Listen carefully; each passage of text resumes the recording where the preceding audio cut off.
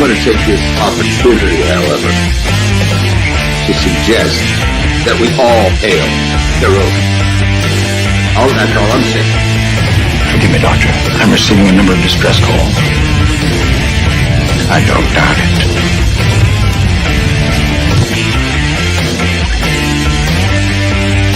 Y'all remember to tip your waitresses. Have a mighty fine night. You come in peace, surrender or be destroyed. Here to make war, we surrender. Falsehood, important news are new people. When the appointed hour arrives, the Marauders will deactivate their cloaking devices and begin transporting Klingon shock troops directly to the landing zone. Landing zone? Where? Tell me. Why not? Your feeble weapons will be useless against us. We will kill all your males and take your females to mate with. All right. Now the Federation's taking over, whether you like it or not. You people, you've been running this planet like a teamwork thing. From now on, it's going to be under one roof. You're going to run it like a business. That means you're going to make a profit.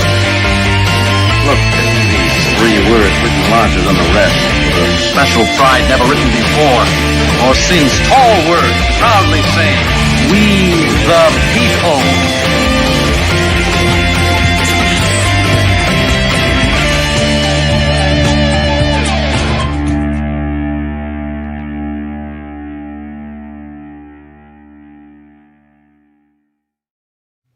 Hi, I'm Nicole DeBoer. I played Lieutenant Ezri Dax on DS9, and I welcome you to Birdo Prey 5 channel.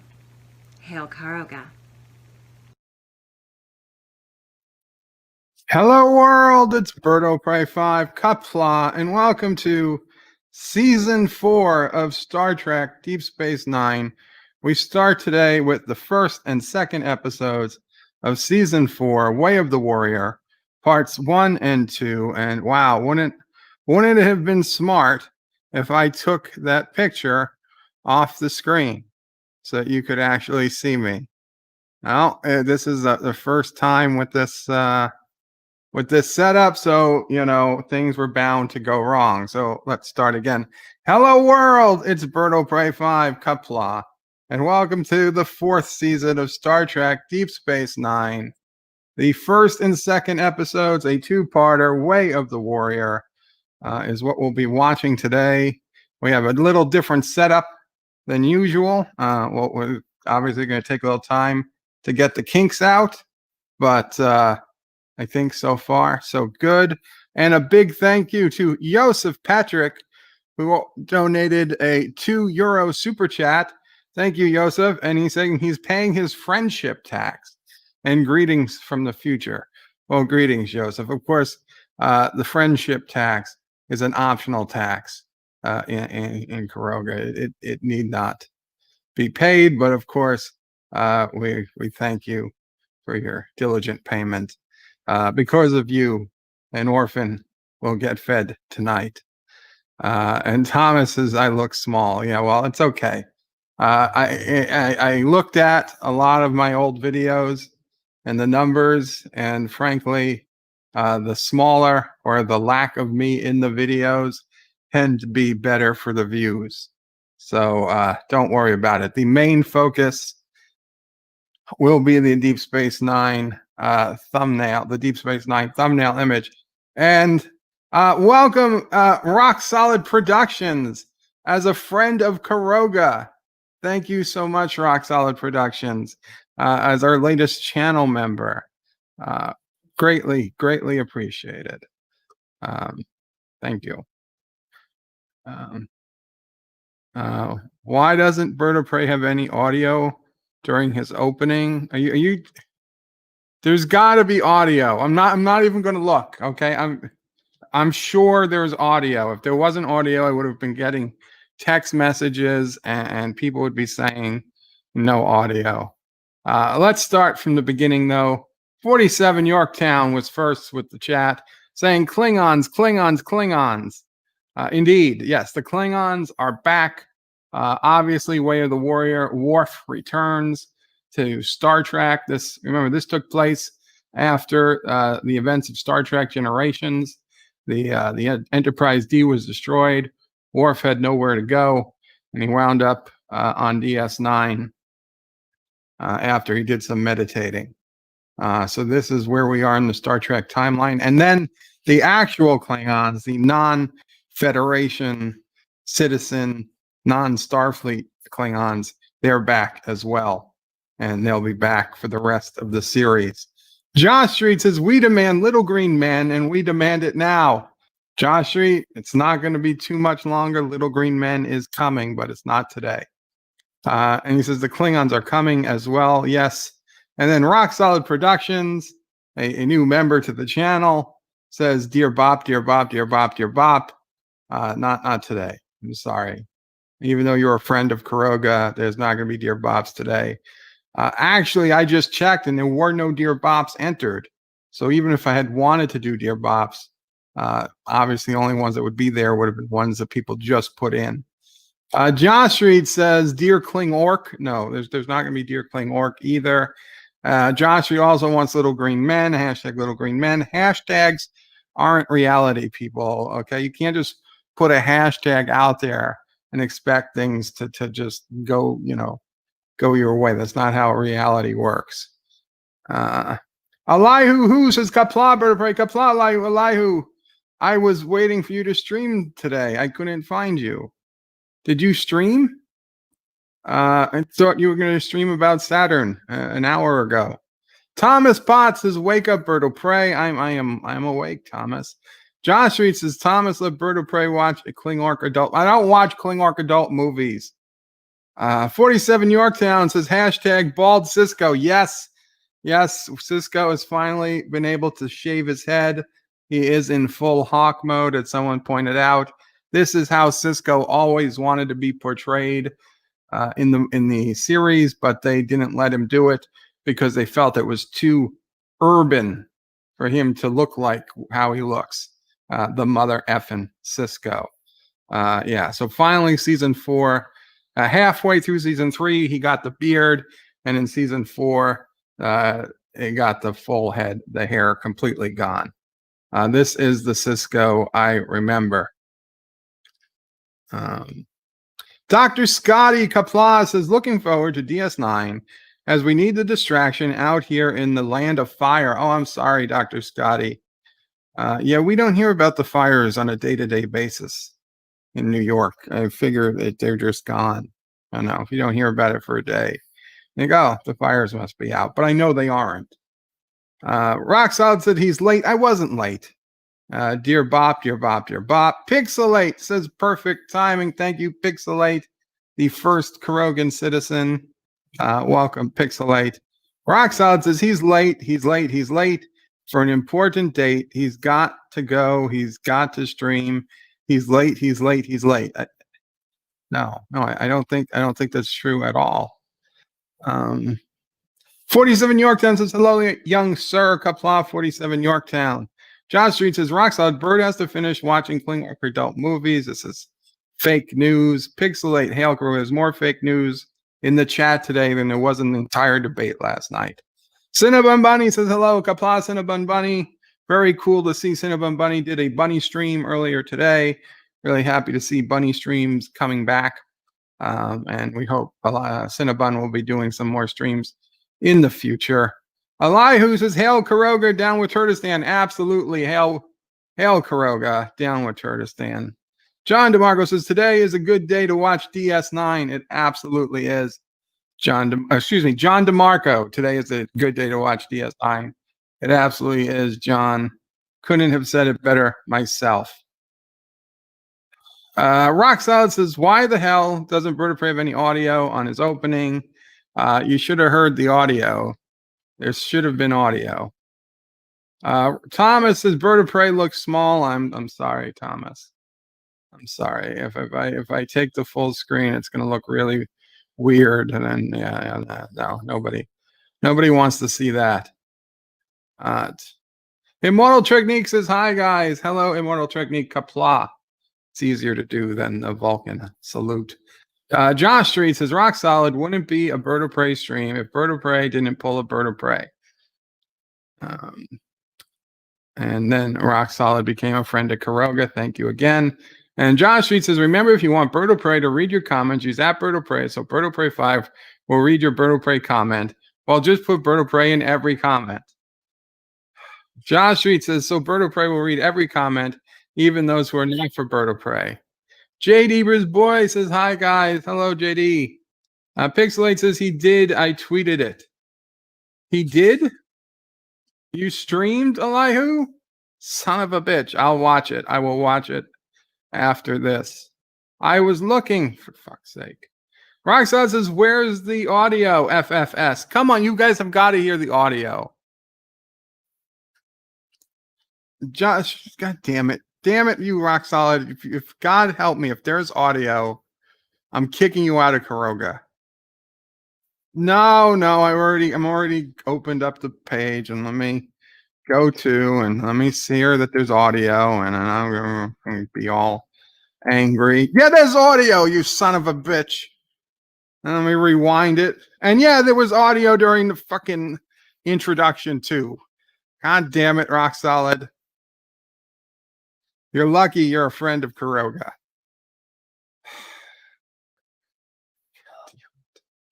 Josh Street says, go to birdofprey5.com and scroll down to the bottom if you want to watch along with Bird. Yes, if you're new here or if you're not new here and you've just forgotten, if you want to watch the episode of Deep Space Nine, if you've got your own copy, that is great. If you have it on DVD or you have Hulu or Netflix or Amazon Prime Video or CBS All Access, you can go and queue up the first episode of season 4, Way of the Warrior. Actually, it's episodes 1 and 2.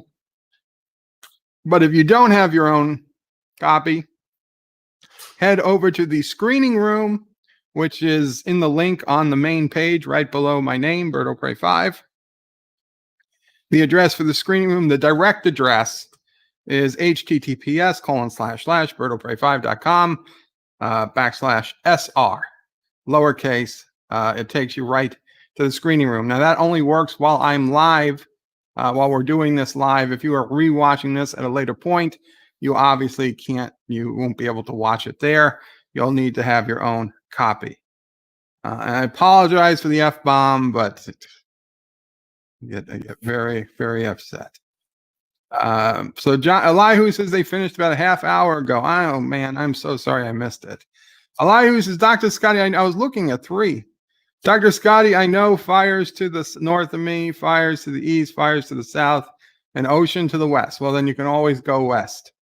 Not Ryan Johnson says, hello and Qapla. Every day is a good day to watch DS9. Absolutely. Thomas says, wow, F-bomb, oh pray. F-bomb says 47 Yorktown. Roxanne says, how can one see that there's audio? You know what I mean. The intendant says audio is fine. Thank you, the intendant. Elihu says, rock solid sound bar. Roxanne says, oh, I had my headphones off. Sorry. Yeah. You had your headphones off. 47 Yorktown tells Rock Solid Braille. Yes, Braille. Elihu says, Bird of Prey, that's cool, man. Watch when you get a chance. I will. Absolutely will. I won't, Saturn is good stuff. So this is it. We started a bit early today because this is obviously a double long episode. And it is definitely one of my favorite Trek episodes of all time. I was so excited way back when this aired for the first time on October 2nd, I believe, 1995. I have it scrolling across. Yes, October 2nd, 1995. I was 15 years old, and I was so excited to see Worf come back. It was awesome. And then that everything Klingon, just to see the Klingon ships and Martok and Worf's friend and all the other Klingons we see. It made it. This was gonna I was like, holy shit, this is gonna be the best year of my life. Now, was it? No, it was not the best year of my life. Far from it. But it was the best Star Trek year of my life. Very possibly the best Trek year of my life. Yeah. Thomas is bird of prey. Why don't we in the East have forest fires all the time? Oh, this isn't a political stream. NB Geeks, let's talk, says bird of prey. Boy, you look comfortable. Well, one of the advantages to living in a hospital bed is I live in a hospital bed, I guess. It gets a little old, but Elihu says, Thomas, different trees, different climate. Thomas says, bird of prey likes it double long. Wow. Dr. Scotty says, Elihu, I work in Sonoma and live in Napa. It's really a disaster to the north and of us. Hoping that the firefighters get a handle on things. Absolutely, I do. And it's not just California that has wildfires. Arizona, who was a very politically different state than California for a long, long, long time, even though they're getting closer lately, also suffers from immense wildfires in the north and the central part of the state where there's forest. So it's not like it is only a West Coast thing. Arizona was a very red state for a very long time and had, I don't know, just as many, but also has its share of devastating forest fires. Carlo says, hiya, welcome, Carlo. Qapla. Elihu lives in says to Dr. Scotty, they live in San Francisco. And Carlo says, I hope everyone is as okay as can be. Thank you, as well as can be. Thank you, Carlo. Me too. Joseph is my favorite Trek episode. Awesome. Not Ryan John. This is Bird was 15 and still wearing diapers. I was not wearing diapers. Elihu says, Thomas Potts, about 60% of forest in Cali is federal. Less than 6% is state. The rest is private management. Elihu says, parts on fire, federal. Darren Wagner says, bird of prey, hi, bird. Qapla, Darren Wagner. Good to see you at the stream. So we're going to go ahead and we're going to get ready and get started. So I'm going to move this back to the beginning. If you are not already, head over to the screening room. Of course, leave your YouTube window. Oh, I didn't crash the Defiant. No, Carlo. Now, if there was if that's what I want. I want the Defiant on Microsoft Flight Simulator 2020. When does Bird of Prey 5 wear diapers? Asks Rock Solid. And he answers, depends.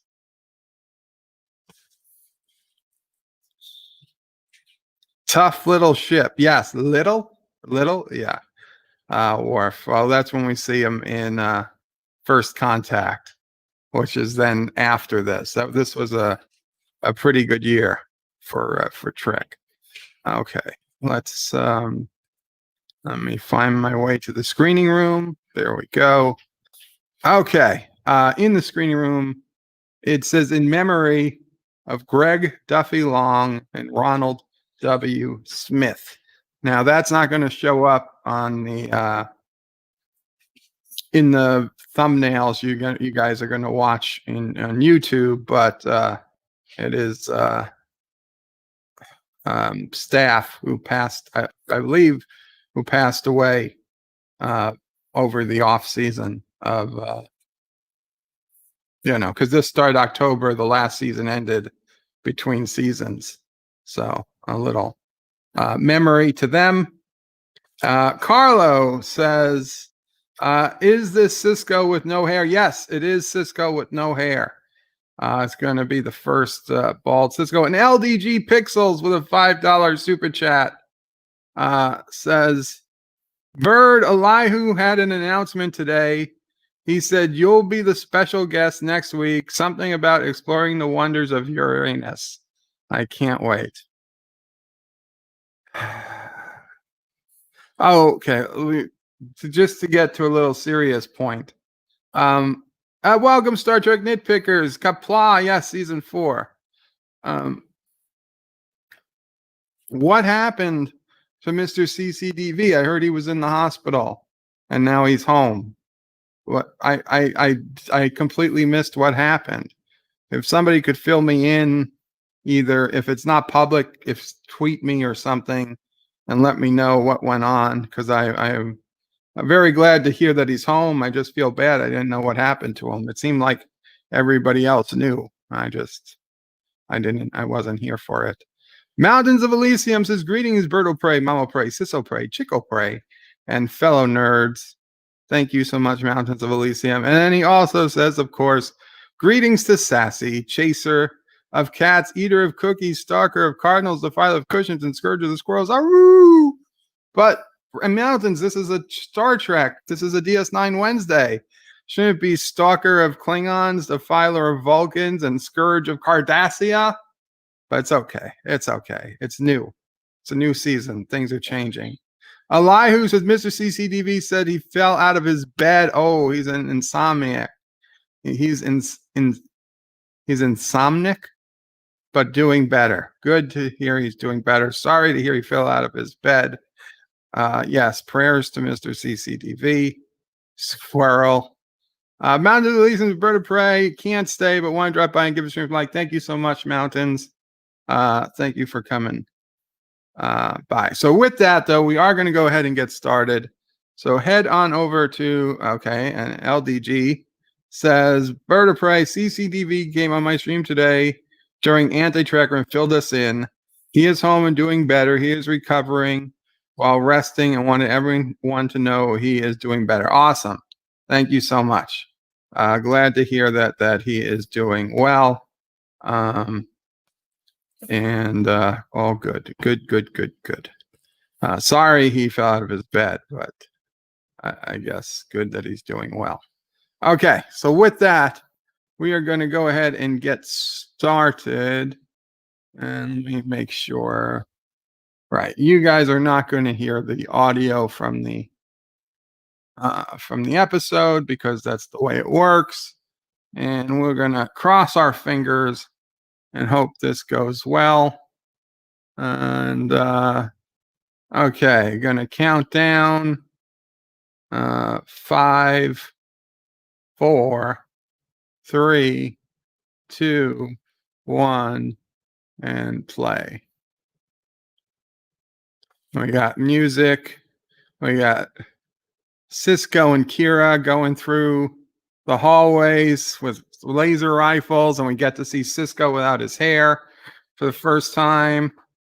The music is tense, and Sisko's doing a countdown, 3, 2, 1, and they go in and they're shooting laser on a wide beam, crisscrossing the room.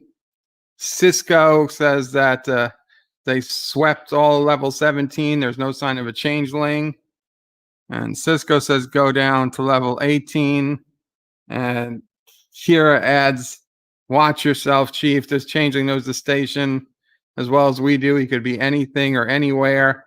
That's kind of a cheap line because that wouldn't really happen, because when we find out at the end, this is actually all a drill, and it's Odo that's just tracking down, pretending to be a dangerous changeling. So I mean, you wouldn't in a drill say, "Watch yourself, Chief. This could be dangerous. This is a dangerous changeling." So anyway, they get to the promenade. Odo turned out to be a display on a wall, and O'Brien says, "Bang, you're dead" to Odo, but Odo already killed Dr. Bashir. So it was 27 minutes it took him to find him. Odo says it's not good enough. And he says, they got to sweep everything. A changeling can be anything, a post, a pillar, even a patch of reflective surface. Odo says we get the message. Well, it's just impossible to find. They shouldn't even be bothering. So Quark is saying they're done scaring away the customers. He wants to open his bar. And now Quark is trying to tell Odo if he knew how long it would take them to catch him next time, they could share a substantial profit, because people are betting on how long it takes.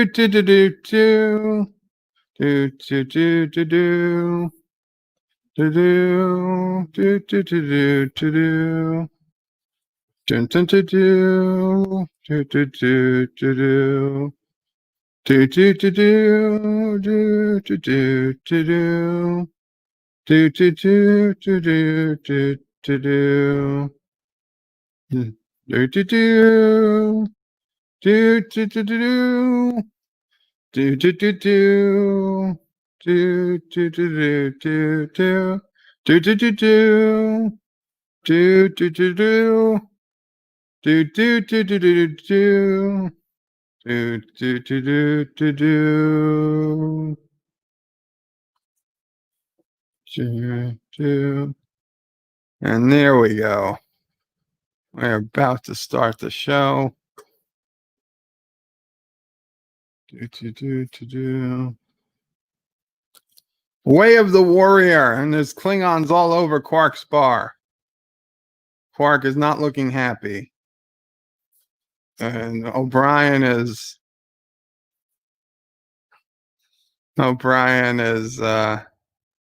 I don't know, he did something and caught some food in his mouth. And Julian says he's thinking that there's no limit to the wonders O'Brien can do. O'Brien tells that's what he likes about Julian. He's easily impressed. So Quark comes over and says, do you hear that? And he's like, Julian doesn't hear a thing. And Quark's like, the ambient noise level is less than 30 decibels. On an average day, it's 65. But Klingons, it's 85. So he's too quiet, is saying. Quark is saying it's too quiet. Something is wrong. Quark doesn't know what's wrong, but have you ever met a quiet Klingon before? Look how they're watching the room. It's like they're picking targets. So O'Brien was going to go ask the Klingons what they're up to. And Quark says, no, don't do that. We don't want to let them know that we're on to them. And Julian tried to position the P correctly on his hand. Quark is like, what are you doing? The Klingons are up to something.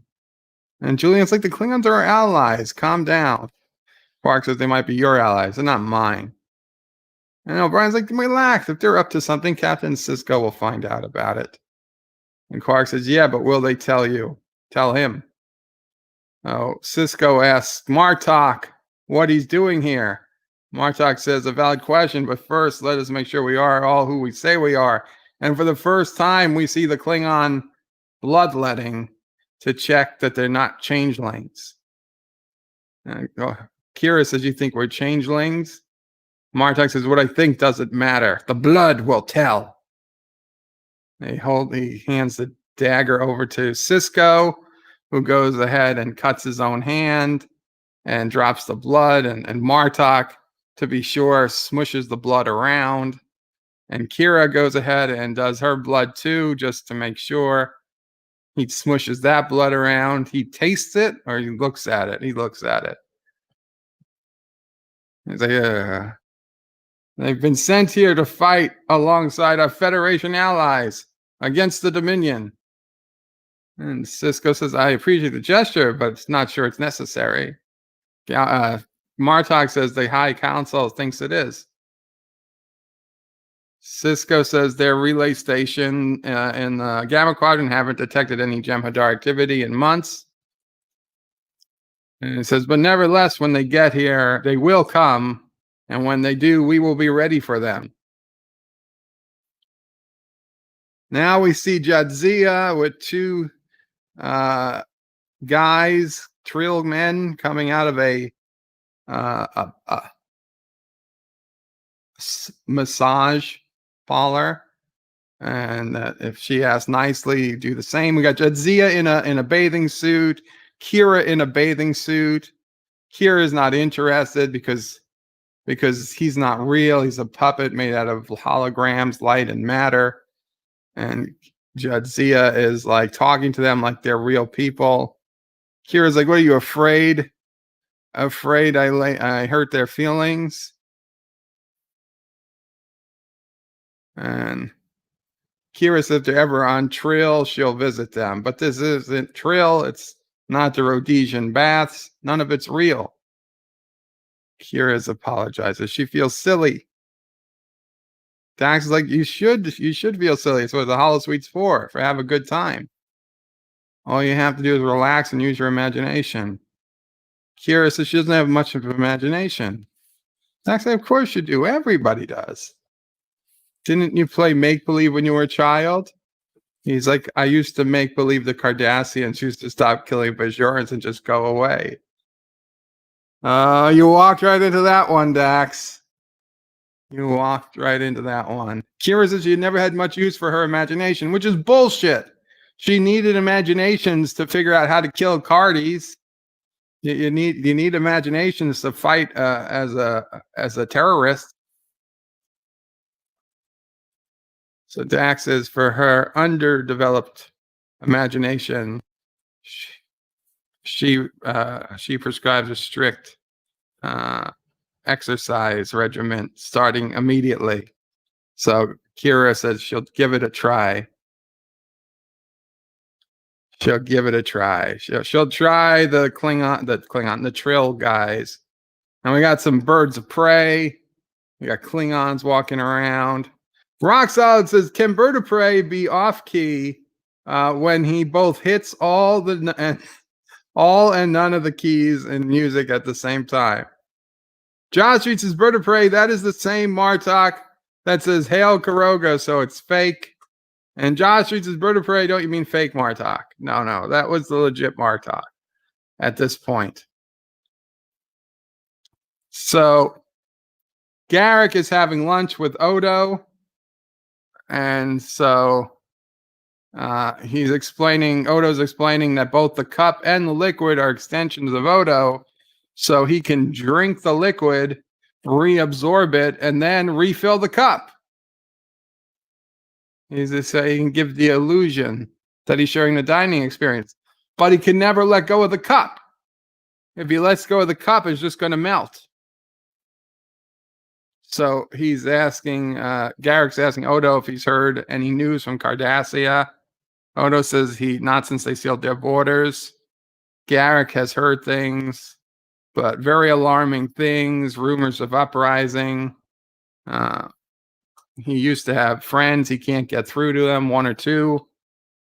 The destruction of the Obsidian Order, threat to Dominion. Garak is saying these are unsettling times for Cardassia.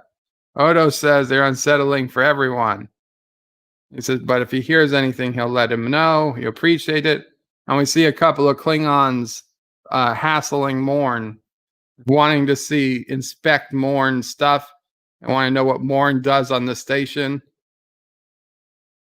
And the Klingon says something to Odo in Klingon. And Garak says, I'm not sure Constable Odo has a mother. And Odo says, if you have business, you suggest you get on with it. And Garak says, yeah, I suggest you take his word. And the Klingon says, I don't take orders from shapeshifters or their Cardassian lapdogs. And Odo says, I might be a shapeshifter, but I am security chief of the station. Get moving. And the Klingon says, as long as you wear that Bajoran uniform, we're allies. I suggest you never take it off. So Odo says to Garak, I didn't know that Garak spoke Klingon. And Garak says, you'd be surprised at the things you learn when you're, I think he said hemming pants or something. So now Garak comes into his shop and 5 Klingons are going to jump him. Garak says, let me guess, you're either lost or desperately searching for a good tailor. And guess again. And the 5 Klingons, they just hold him. 2 are holding him down. And the other 3 just beat the crap out of Garak. Now Garak is in med bay, sick bay. And Bashir is surprised that he's not pressing charges. Garak says there was really no harm done. And Bashir said, but they broke a bunch of bones. And Garak says, yeah, but he got in several good insults that no doubt took, the damage he did to them will last a lifetime. but his physical attacks were already almost healed. What he doesn't understand is why were they mad at him? You know, he could understand them being mad at Odo. He's a changeling. They don't know him as well, but the Klingons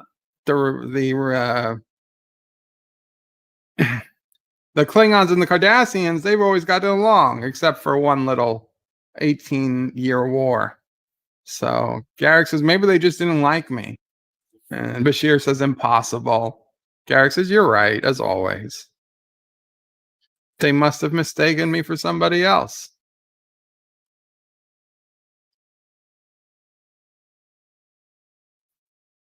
So Kira is saying Klingons keep cloaking and uncloaking, so they can't get an accurate count, but there's at least 25 different ships. Uh-oh, now Cassidy's ship is sending a distress call. The freighter Zoser to DS9. They're under attack, and then the signal gets cut out. It's being jammed. Her signals be jammed. So Sisko says, get a fix on the location and tell the crew to man the Defiant. And they head on the Defiant because, hey, yeah, of course you would go out on the Defiant for anyone else. This isn't nepotism. This isn't misusing of Starfleet technology. So they're picking up a Klingon ship. It's got a tractor beam on the freighter. It's like, why is there a Klingon ship? They're still jamming their communications. So Sisko hails the Klingons. He's like, this is Commander so-and-so from the Ming-Jar. It's like, why'd you stop that ship? He says, we have orders to search all vessels attempting to leave Bajoran space. And Kira's like, search them for what? He says, they're searching for shapeshifters. So each ship will be searched. Their people checked for, blood tests. Kira says that the Klingon High Council has no authority here, and they don't have any evidence. How could they have evidence that there's anybody on the ship until they do the test? And Kira says Bajoran law prohibits any unwarranted searches and seizures in Bajoran territory. The Klingon ship says he's got his orders. They make the tractor beam even stronger. So Sisko raises shields and powers up the forward phasers and to see if that gets their attention. They're still not releasing the tractor beam. Fire a warning shot 200 meters off the starboard bow. That got their attention. Commander Kabak. Captain, this is outrageous. He says, I agree, but you leave me no choice. You're violating Bajoran law. I'll ask you one last time. Release that ship immediately. He's like, we are your allies. And he says, lock phasers on the engines. Prepare to fire on command.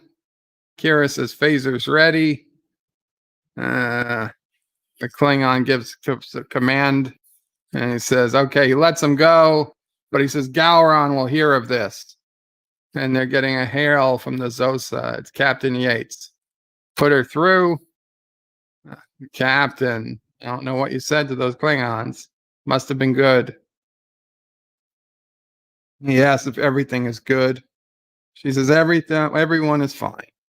Robert Rose Jr. says, howdy ho, Bird of Prey, Mama Prey, and Sassy Qapla. Robert Rose, thank you. Rocksod says, Bird of Prey jammed raspberry.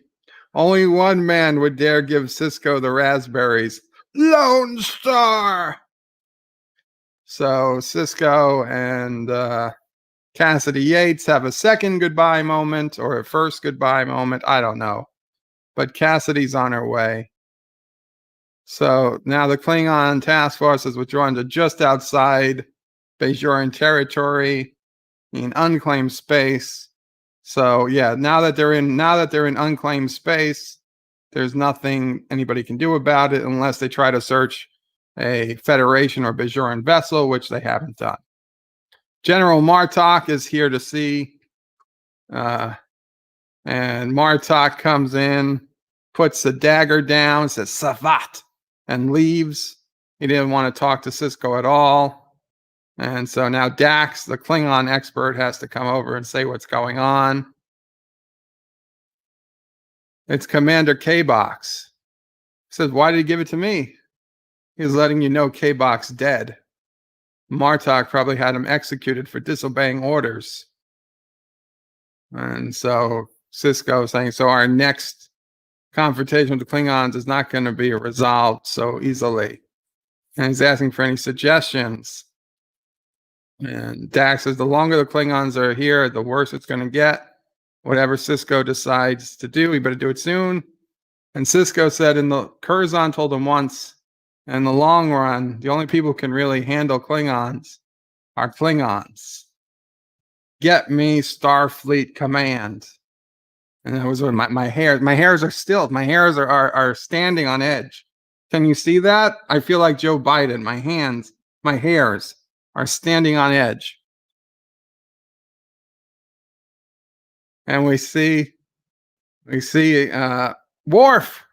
We see the familiar stash, and Worf has just walked on board. God knows how long it's been. And Worf says, O'Brien came to meet him. He says, Chief, it's been a long time. And Quark happened to be there. Says, just what the station needs, another Klingon. So Worf walks up to Captain Sisko's room, office. Lieutenant Commander Worf reporting for duty. And Sisko turns and says, good to have you aboard, Commander. He's like, at ease, Mr. Worf. Worf being very formal. He was sorry to hear about the Enterprise. She was a good ship. Sisko says, I understand you've been on extended leave. He's been visiting the the Klingon monastery on Boreth. He found his conversations with the monks very enlightening. And Sisko apologizes for bringing him out. And he said his leave was almost over. Sisko's asking if there's any idea where he's going to be stationed next. Worf says he's been considering resigning from Starfleet. So Sisko says, can I ask why? Worf says he spent most of his life amongst humans. It hasn't been easy for him. And since the destruction of the Enterprise, it's become more difficult. He's no longer sure he belongs in the uniform.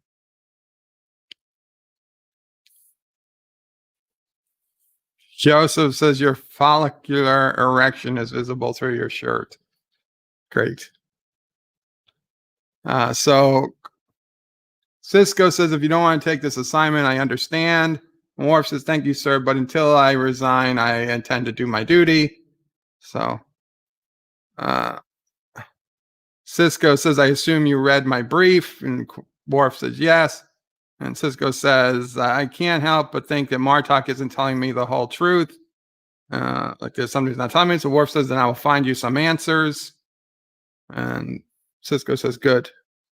And now Sisko said he once thought about resigning from Starfleet. And he knows if he had, he would have regretted it. Don't make any quick decisions. Worf says he will keep it in mind. Sisko looks a little down.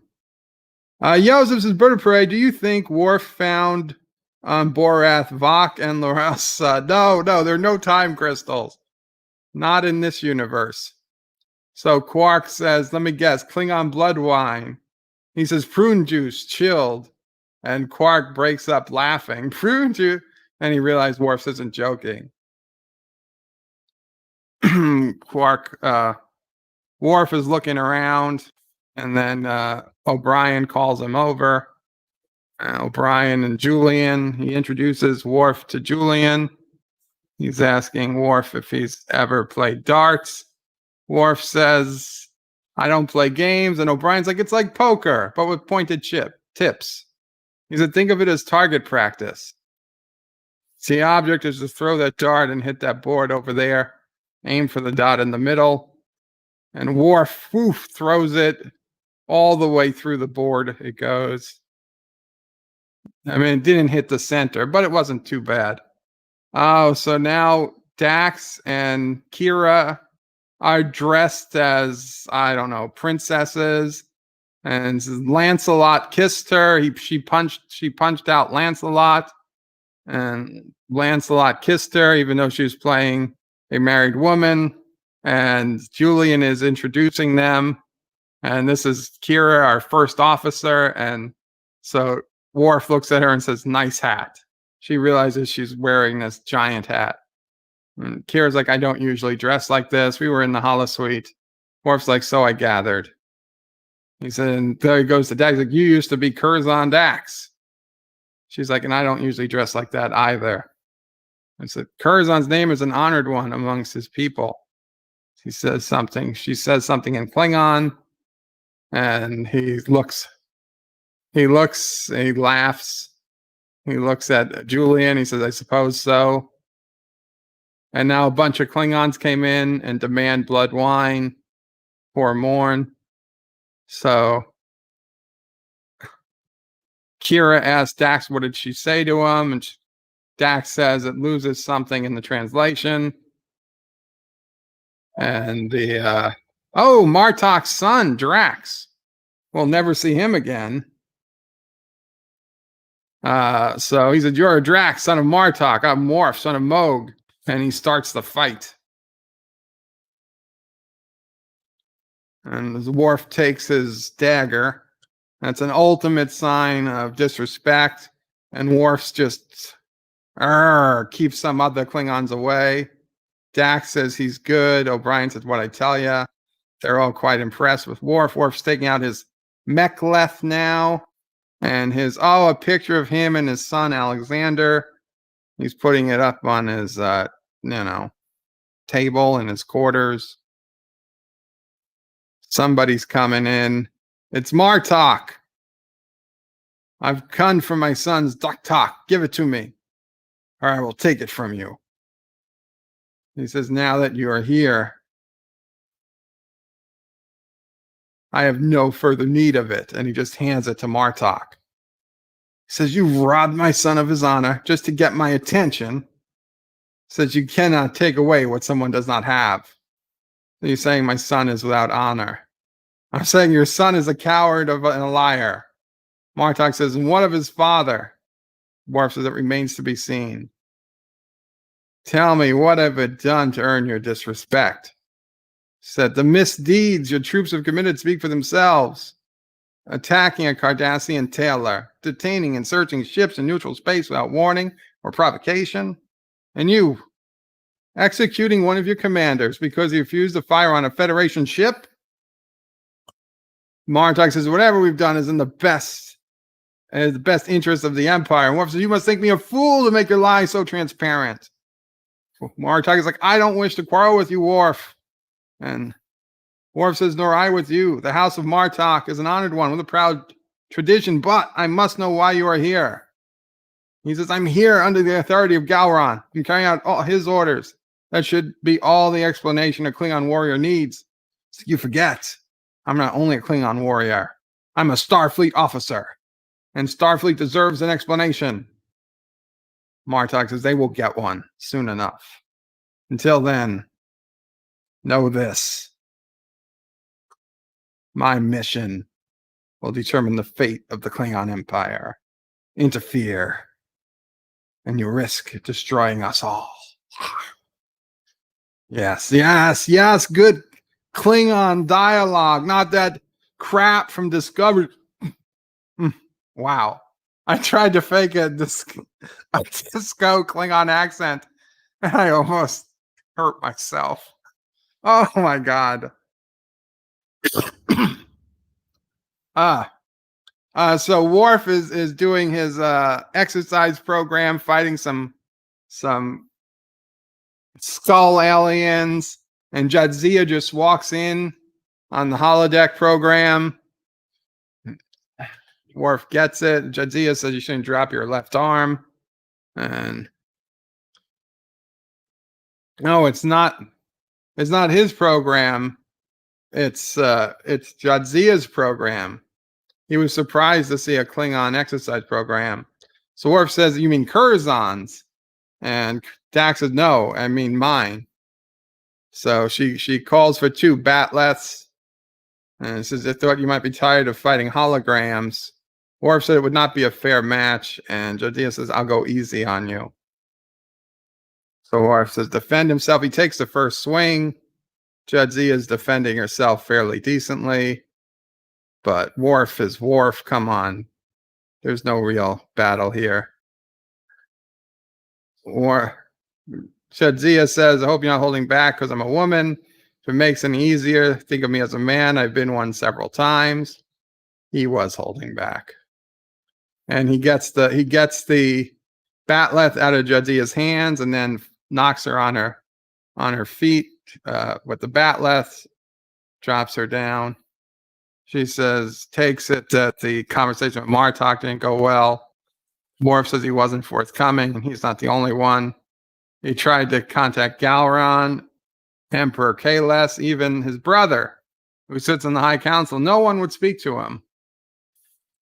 Jack says, with so many Klingons around, there's got to be someone who owes your family a favor. So now we see Worf over like 8 bottles of blood wine, singing with some old guy. And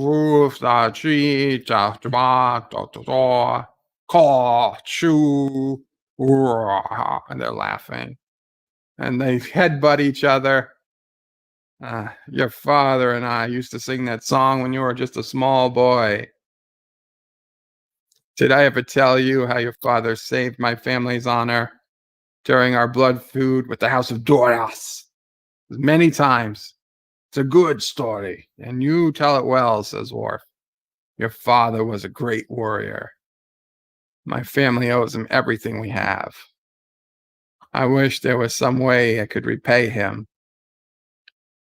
Worf sees his opportunity. There is. Tell me why the task force is here. The real reason, not what Martok gave the Federation. So the real reason? I suppose you have a right to know. You are a Klingon warrior, after all. It'd be wrong to keep you away from battle. And it's going to be a glorious battle. Ha ha ha ha ha ha. So he tells them. So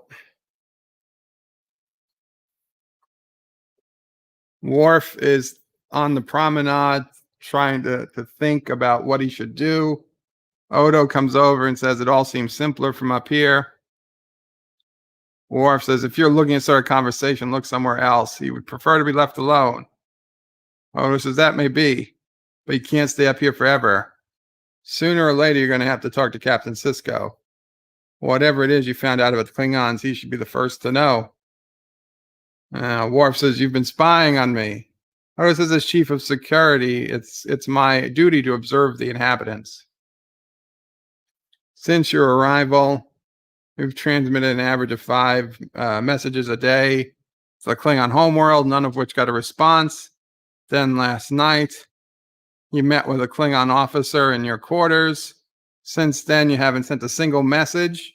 In fact, you've done nothing to further your investigation. And he says, none of which is your business. And Odo says, it is my business. He's the security of the Federation, of the station is my business. So Odo has either concluded that Worf has either given up his investigation, in which case Odo needs to take over, or he found what he was looking for, but it's too disturbing. He's hesitant to tell Captain Sisko. Worf tells Odo he's not interested in his conclusions. Odo says, Commander,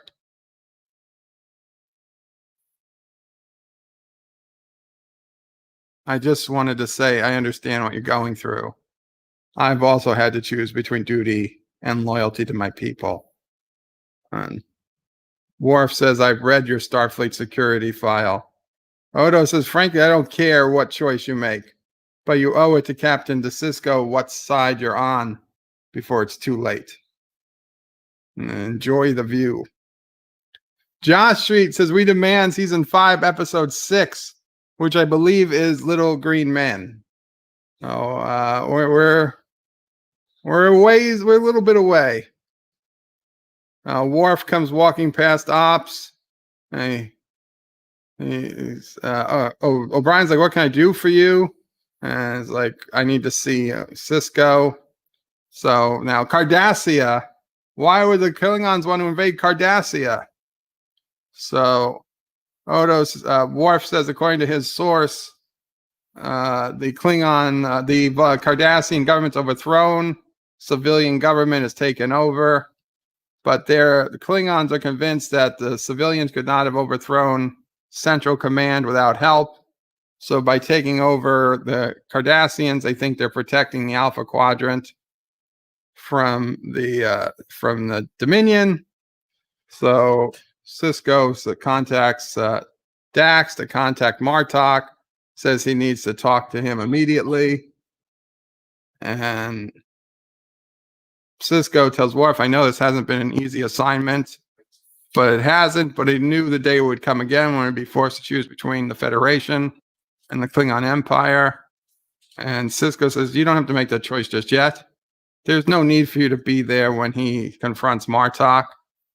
Sisko says, Worf prefers to be there. He can't avoid responsibility for what he did today.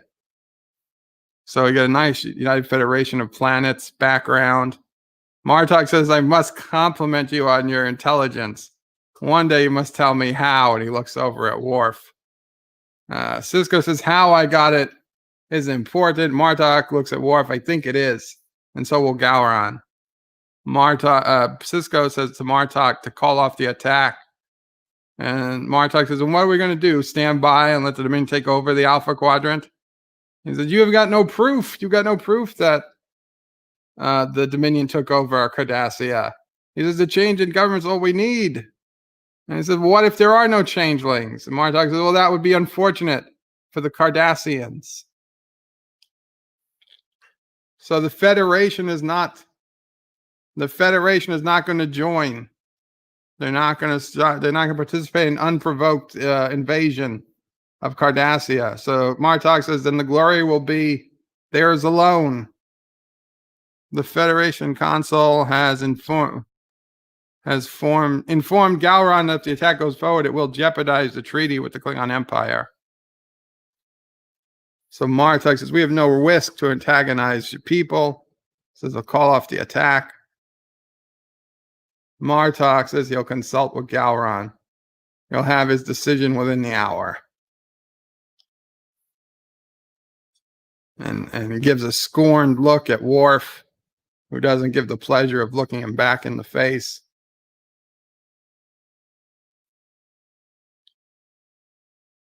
So Worf and Sisko come up to Ops. And he says, Captain, you better take a look at this. Dax says, Captain, all the Klingon ships are cloaking. As soon as Martok got to the Klingon ship, he sent one word, Mekcha, begin. And the Klingon ships have cloaked and gone to warp, and they're headed in Mach 032, straight for Cardassia, straight to the Cardassian Empire. And this is where the first episode of the two-parter ends. And I believe this is okay. So, yeah. So we immediately start the second episode. So they've been ordered not to get involved. The Bajoran government is going to go by what the Federation says. So Julian's like, so we're not going to warn the Cardassians. O'Brien says, well, what if the Klingons are right? What if the Dominion has taken over Cardassia? And Sisko says, if my people wanted to seize control of Cardassia, that's how they do it. Sisko said it could have happened just as easy without the founders. Cardassian dissident movement has been gaining strength for years. And Worf says it's not just Cardassia. There's many Klingons who say that the Klingons have been at peace for too long, and that this has given them a reason to fight and conquer. And Sisko says if they want to so eager to fight, who's to say they'll stop at the Cardassians? Because even the Federation Dax says if she would think of Bajor. If what good would it to control Cardassia if they don't control the wormhole? And O'Brien says we only have two choices. Both are bad. If we stand by and do nothing, we run the risk of being the next target. But if we disobey Starfleet orders and warn the Cardassians, we could start a war with the Cardassians. So he says we need a third option. And this is where Garak comes in play. Joseph Patrick says, I see the badge, but where is Garfield? I am triggered. Oh, I am sorry. I'll have to add Garfield for next time, Joseph. I forgot Garfield.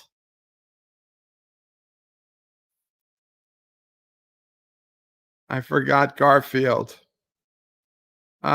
Storyman Jack. 6-3 right. Awesome. So they've got Sisko. They've got Garak coming in, fitting Sisko for his stuff. So they're talking about how the task force should enter Cardassian space within the hour. Sisko says, do the waste. I think I've lost a little weight.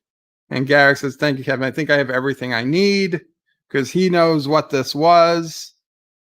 So Garak calls Gul Dukat, and he says, why would the Klingons be invading us?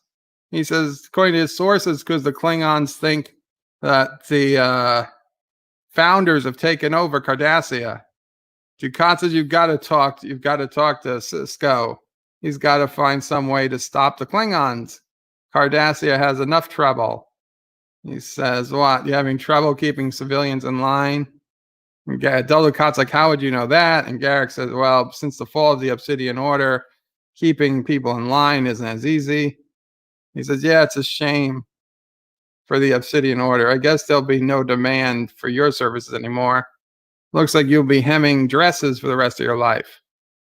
Dukat says, we could stand here all day reminding each other how much we hate each other, but you don't have the time. He says, the Klingon fleet will arrive in less than 1 hour. I suggest you prepare for them.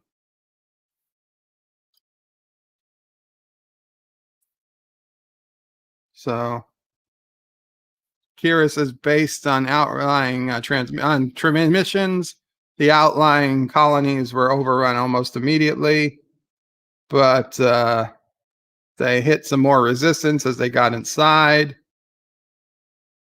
Dax says it's almost like somebody warned them. Worf says now that the battle's begun, the Martok will settle for nothing less than victory. Elihu says, yes, I'm ignoring chat to bust watching DS9 screen with Bird of Prey commentary. Gowron has expelled all Federation citizens from the Klingon Empire and recalled his ambassadors from the Federation. He's done more than cut off. He's done more than cut off diplomatic relations. The Klingons have withdrawn from the Khitomer Accords. The peace treaty is over. O'Brien says a Klingon ship just decloaked off Upper Pylon 3. They claim they have Chancellor Gowron on board, and Gowron is demanding to speak with Commander Worf personally.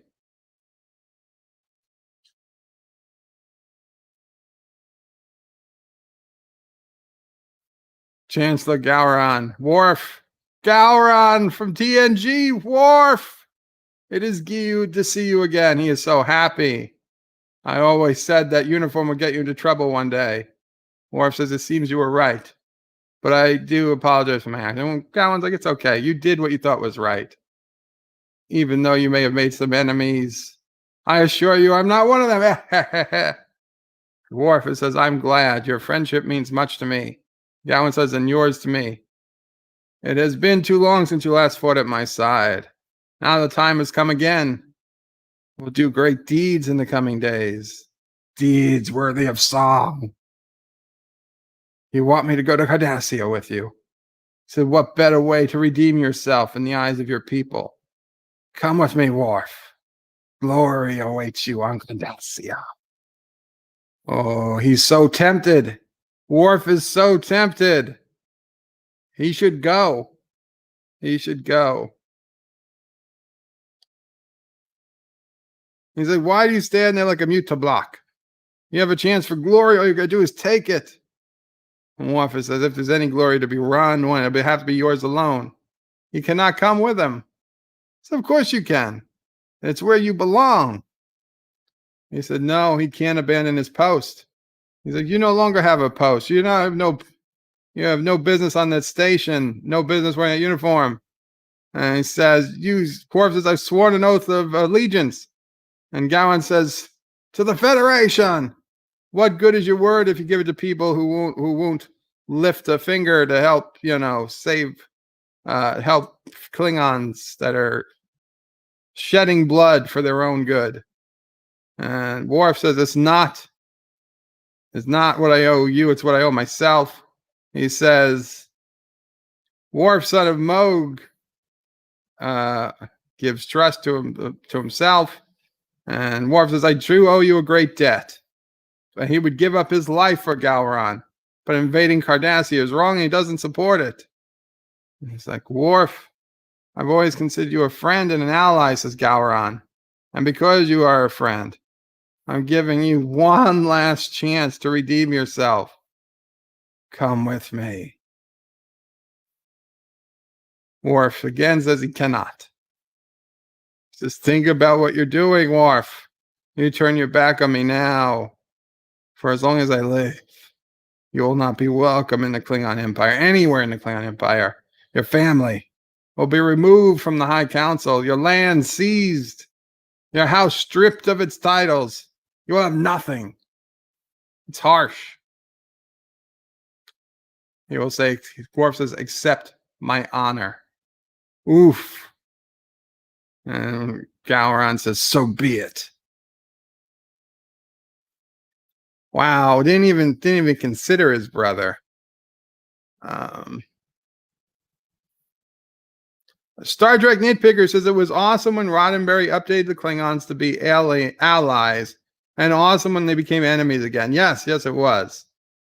Accept my honor, mic drop. So O'Brien comes in almost like he knows what happened. It looks like you could use some company. Worf gives him permission to sit.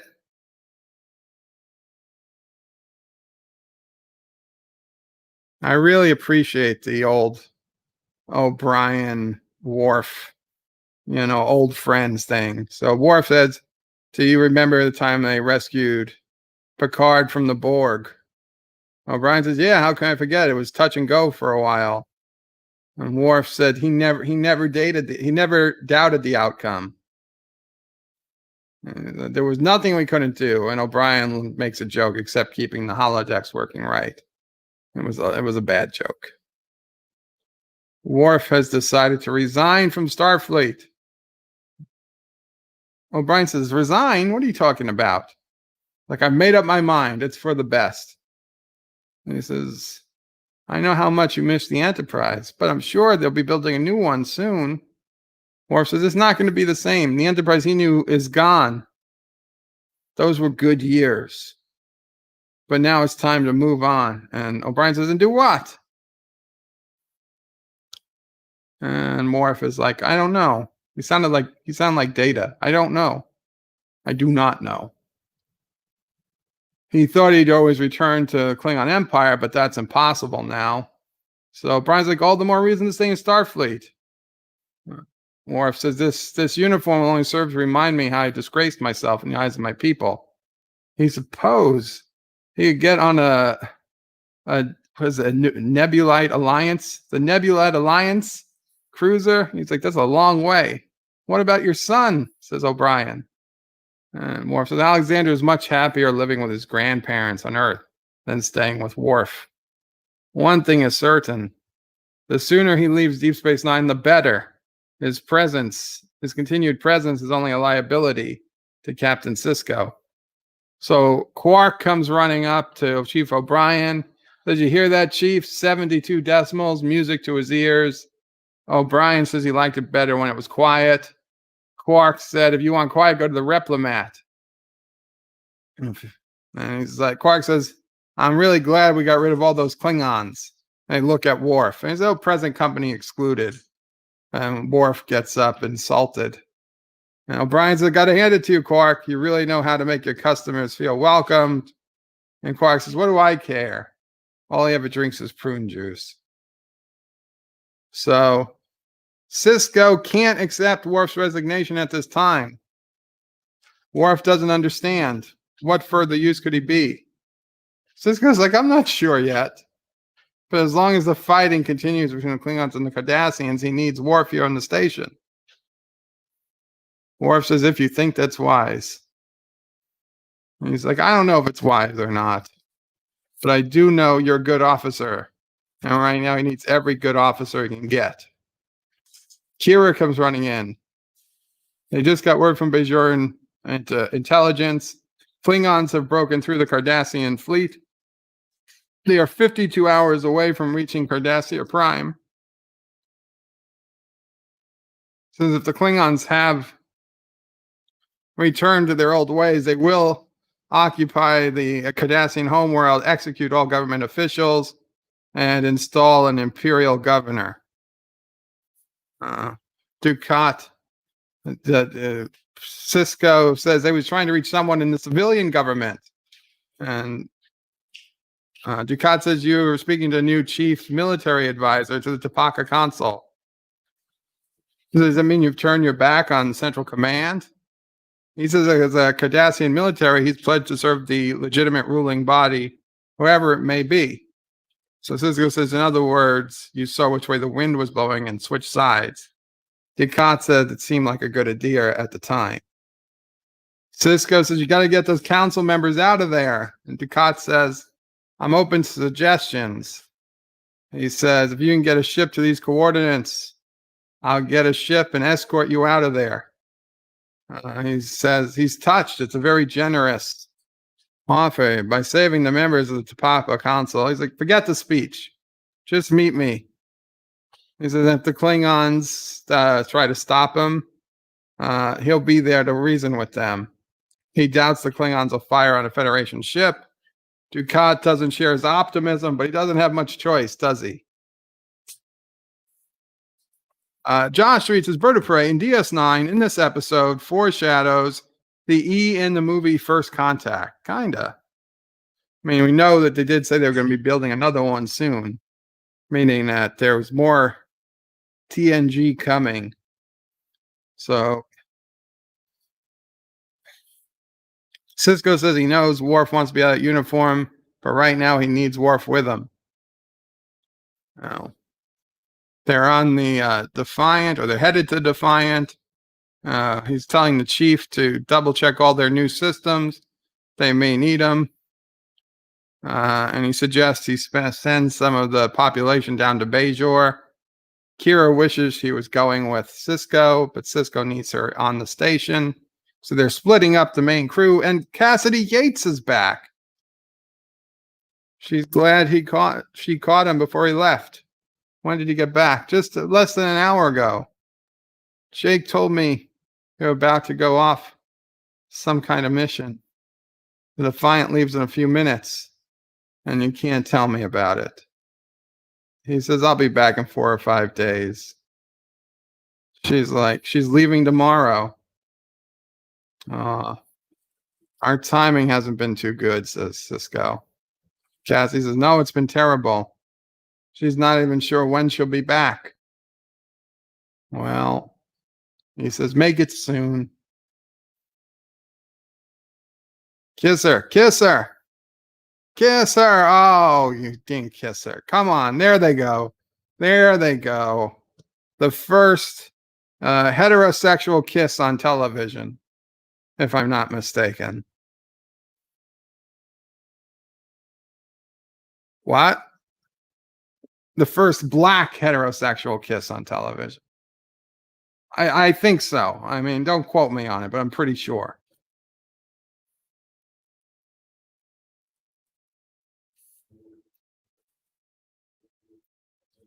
Thomas says she is a spy. I don't know if she's a spy, yes. Roxanne says Cassidy Yates equal traitor. Okay, so Dax is setting a course to the rendezvous point, maximum warp. Engage. Worf, keep an eye out for Klingon ships, cloaked or otherwise. How do you keep an eye out for cloaked ships? I don't know. So Sisko asks, is something wrong, Mr. Worf? And Worf says, no, sir. Yes, sir. It's just, I've never been on a Federation starship that had a cloaking device before. But you have, Mr. Worf. You were on the Enterprise when they installed the cloaking device from the Pegasus. Granted, it was only for 5 minutes, but you were on a Federation ship with a cloaking device. And now Julian is reminding Sisko that the deal with the Romulans expressly prohibits using the cloaking device in the Alpha Quadrant. And he's like, yes, I know, but we got to get through hundreds of Klingon ships. And he intends to make it. So Bashir says he won't tell the Romulans if Sisko doesn't. O'Brien is glad the Dominion is around. Otherwise, he never would have started these upgrades, let alone be almost finished. Kira says there's something to be said for an incentive. I hear Mamo Pray yelling outside. Not like yelling, but talking loudly. I don't see anybody. So O'Brien says, well, we'll either end up blowing the station. It'll either work or we'll blow the station to pieces. Oh, there's someone in front of the house talking to Mamo Pray from a distance. So they found a wreckage of a number of Cardassian vessels. Cardassian vessels. Are there any signs of survivors? But they're not going to look for survivors. They can only decloak. There's no way to search without decloaking. Worf says, I strongly disagree. There's Klingon warships in the vicinity. And Bashir says that doesn't sound very Klingon, very honorable. And he says, Worf says there's nothing more honorable than victory in war. So Bashir is upset that we're not looking for survivors. He says, we can't risk it. You know what? Sisko actually listened to Worf, and Picard never did.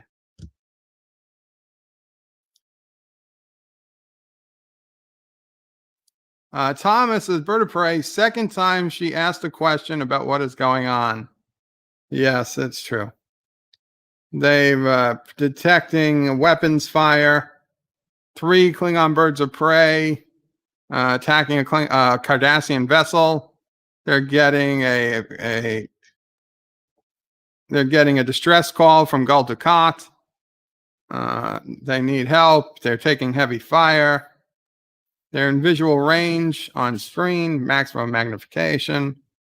And we see everything okay, Ma? Oh.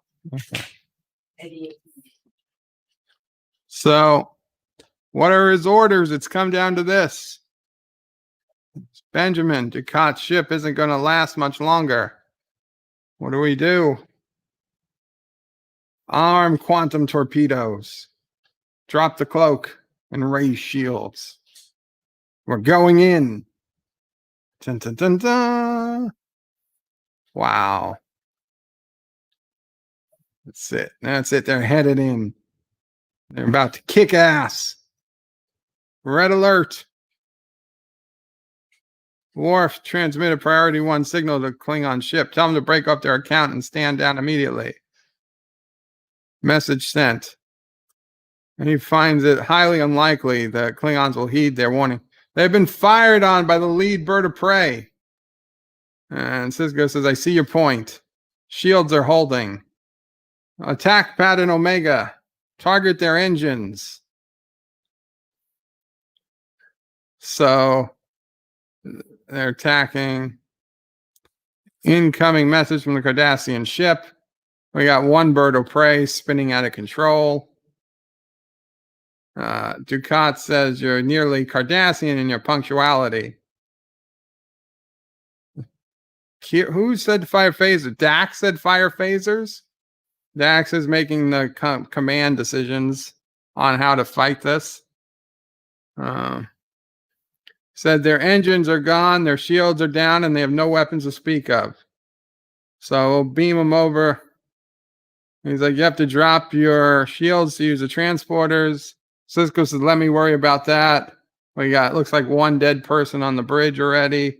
Worf is going to some other. Says, restricting fire to their engines is not proving effective. He says, yes, target at your discretion. And Worf is finally like, yes, yes. So now Worf is just blowing up the birds of prey. And they fly right through the wreckage.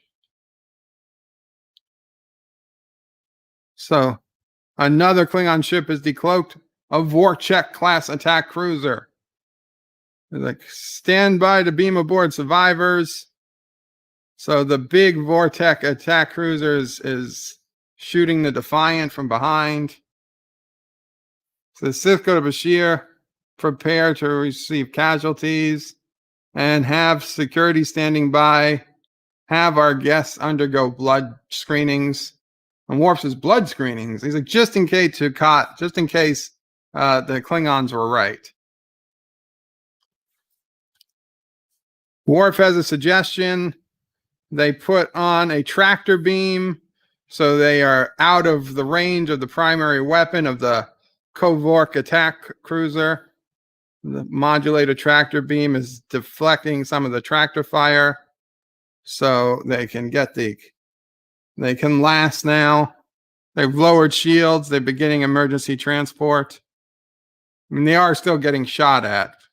The ablative armor is holding, but other Klingon ships are closing. Armor on the port side is holding. Dukat, almost half the council members are still aboard the ship. Why did he get to answer that hail? He says, we need at least 2 more minutes, and the Klingons have closed the point-blank range. Sisko's like, we're going to see how much of a pounding the ship can take. Ablative arming has failed. There's fires everywhere. Dukat to Sisko. They've got the council members on board.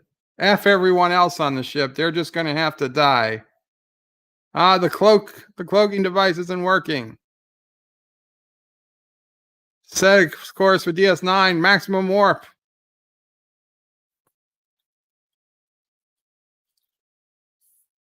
Well, and there goes the Cardassian ship.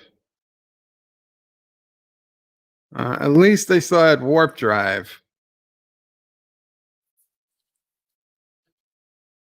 Gul Dukat wants to go to the bridge. The doctor says it'll only take a minute. Says, what's the meaning of this? Just a simple blood screening. He assures him he's not a changeling. He says, then you've got nothing to worry about. He finds the whole procedure offensive. Bashir finds Dukat offensive. Hold up his arm. Have a security officer do it for you. So Dukat has come to the bridge. Would you kindly inform the security guard that he doesn't have to monitor his every move? It makes him feel unwelcome. And Dax says she won. And like, what is that supposed to mean? Captain Sisko bet me that he would thank him for the rescue before you started complaining. Sisko says, I lost. And then Dukat says, hey, Captain, are you aware there's a Klingon on your bridge? Worf turns around. He says, that's not the Klingon you should worry about. Switch to aft view. And you got a bird of prey and a Cavort class battleship closing in on them. Dukat would suggest he cloaks immediately. Worf says, we lost our cloaking device rescuing you.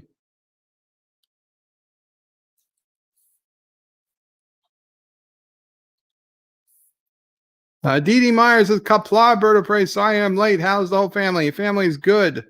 No problem. Oh, one of the most famous scenes in Deep Space Nine. Garak asks for a glass of Kanar. How uncharacteristically generous. Quark is in an uncharacteristic mood. He's got 80 cases of this stuff. The way things would go, he'll never unload another bottle unless it's to Garak. And Garak says, oh, how unthoughtful of me to never consider the destruction of my entire world will be on your business. These must be trying times. Be brave. He should have listened to his cousin Galig. No one ever went broke selling weapons. Did he take his advice? No. Because why not? Because Quark's a people person. He likes the interacting with the customers. Like him and Garak are doing right now, talking to each other, getting to know one another. And Garak says, I could see the attraction for you. Says, but weapons buyers, they don't want casual conversation. They just want their merchandise, no question asked. And Garak says, your charms would be wasted. And Quark says, exactly. So now Gala owns his own moon. And he's staring into the abyss. And the worst part is, his only hope for salvation is the Federation. And Garak says, I know precisely how you feel. As he takes a drink of the Kanar. Quark says, I want you to try something for me. And he pours it, and he says, take a sip for it. And he says, what is it? He says, it's a human drink. It's called root beer. Garak's like, nah, I'm not interested. He's like, aren't you just a little bit curious? And he's like, okay. Garak smells it, tastes it. He's like, ooh, it's vile. And Quark says, I know, it's so bubbly and happy. Just like the Federation, says Garak. And Quark says, you know what's really frightening? If you drink enough of it, you begin to like it. It's insidious, says Garak. Just like the Federation, says Quark. You think they'll be able to save us? Asks Garak. Quark says, I hope so. Best scene, one of the best scenes in all DS9. Moxley fan, Qapla says, hi, Bird. Qapla Moxley fan. Roxod's is Bird of Prey, cousin Galen. Okay, whatever. Galen. I think the cousin's name is, no, it's Galen. Josh Streets is Bird of Prey, the same cousin Galen that gives Quark a ship in a few, yes. It's cousin Galen who gives him the ship and Little Green Men. Red alert. Klingons. First it was the Cardassians. Then it was the Dominion. Now it's the Klingons, says Quark. How's a Ferengi supposed to make an honest living in a place like this? And we got the ships following the Defiant. Why are they not shooting their phasers at Warp, which they can certainly do? Who knows? So he's like, it looks like the Klingons chased us all this way for nothing. Worf says, it remains to be seen. Klingons don't give up easily. These are two ships against the station. Might not be, they're not going to risk it. And Dax says it might not be much of a risk. They've got friends. And there's a bunch of Klingon ships outside the station. They all beam into the station, or they get to the station. There's now 12 Klingon ships. They're in an attack formation. Starfleet Command sent a relief force, but they won't get here soon enough. The Klingons have raised their shields and charged their weapons. Worf is asking, what are their orders? We got a whole fleet of Klingon ships ready to attack. And Sisko calls for battle stations. This is it.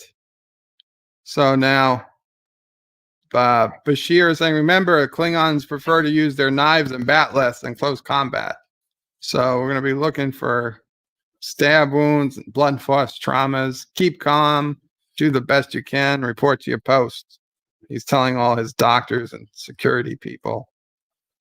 Odo comes in and says he's going to be assigning a security detail to the infirmary for his protection. Josh reads his Bird of Prey, the same, yeah. Roxalt says Bird of Prey can't even say Mario properly. Why am I not surprised you can't pronounce Galen?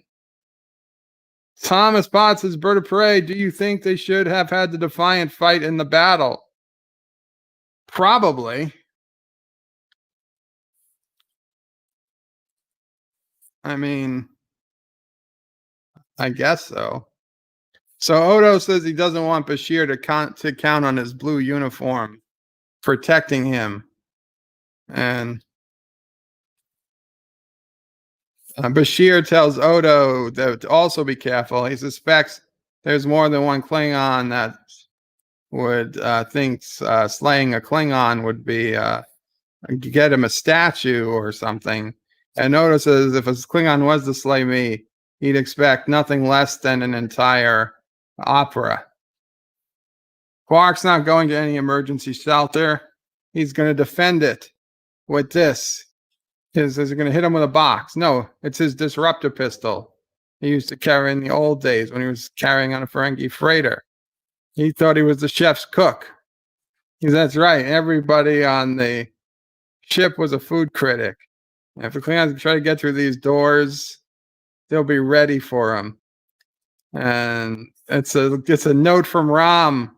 Dear Quark, I used parts from your disruptor to fix the replicator. Or return them soon.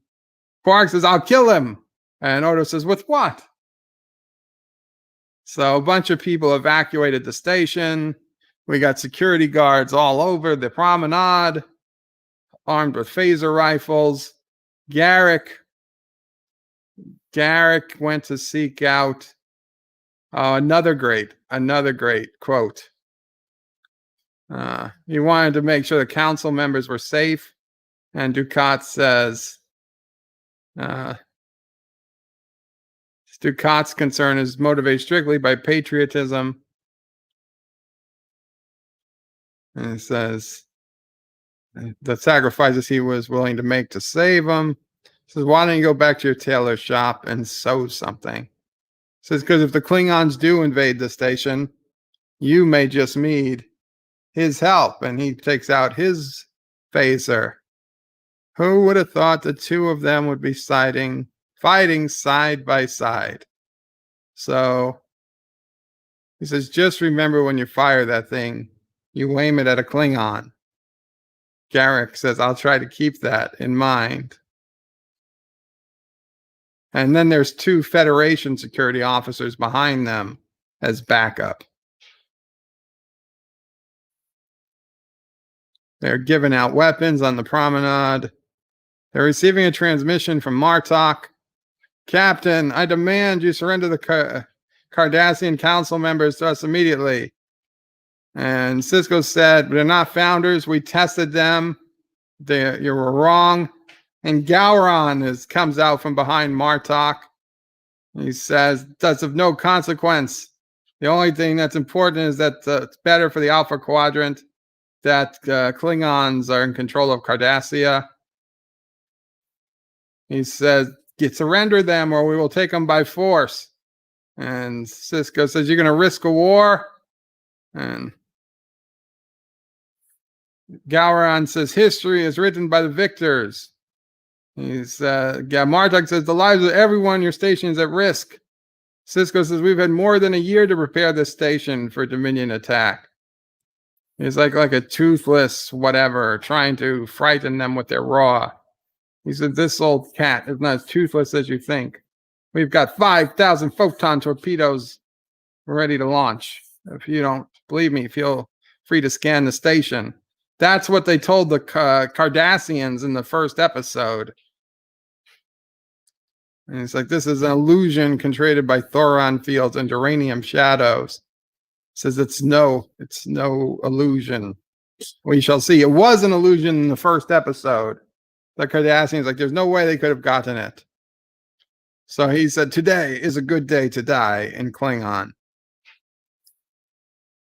So, okay, we got the D7s, we got the Vortok, and we got the Birds of Prey. And the attack has begun. Now, why are they not all concentrating their fire on the bridge? I don't understand. But whatever.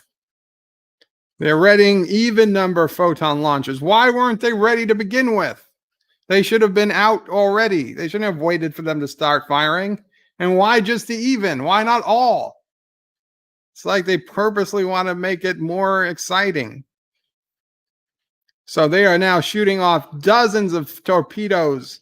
And of course, these torpedoes are getting one-shot kills on ships. They're not using phasers at all yet. Now they're using phasers.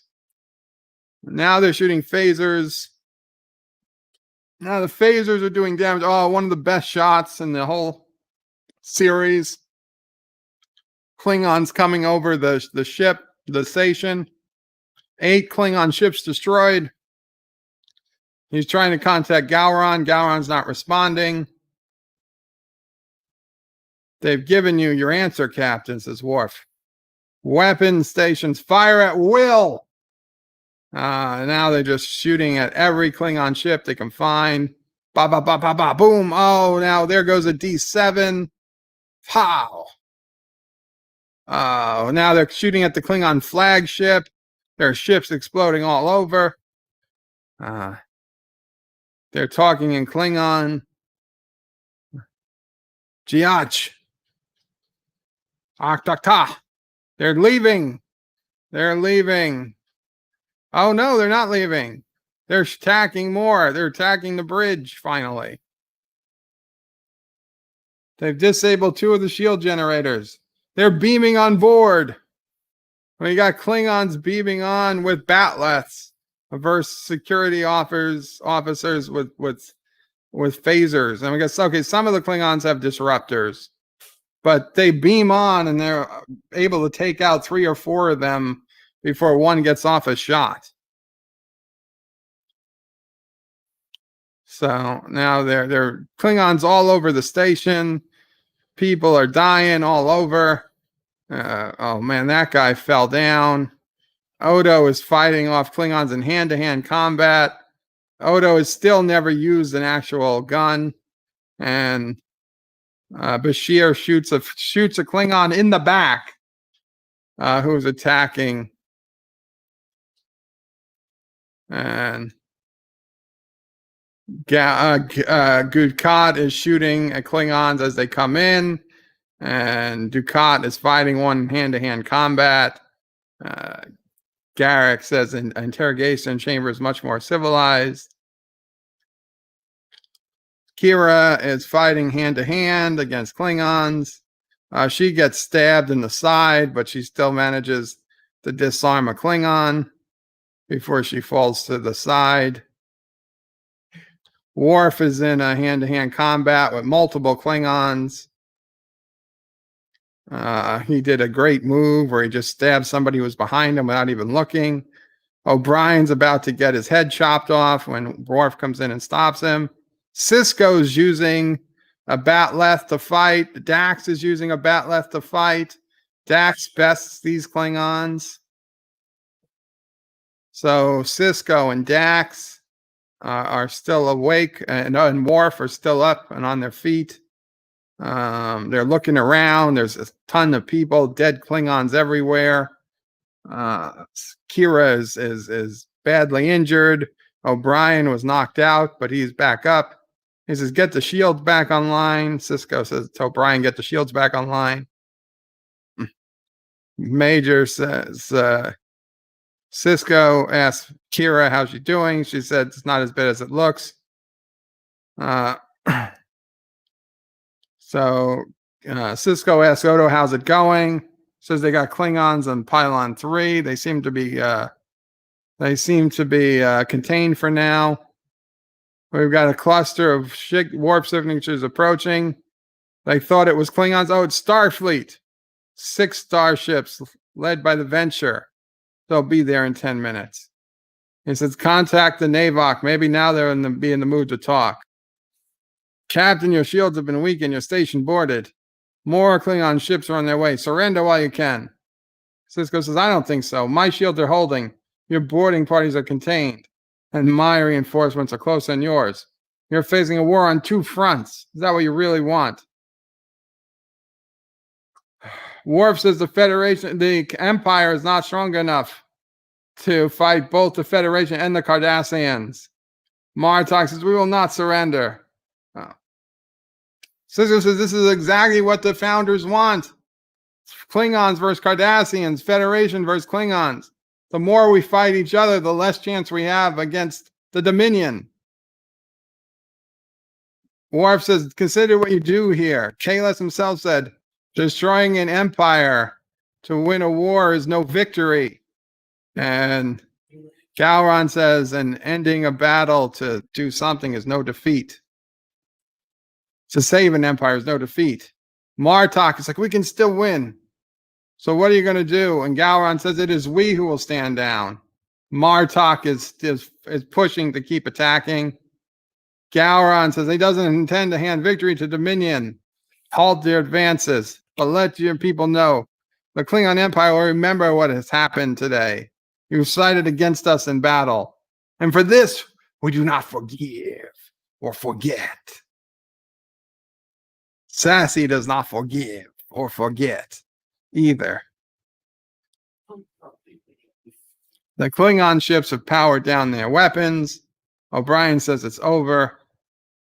And Worf says, for now.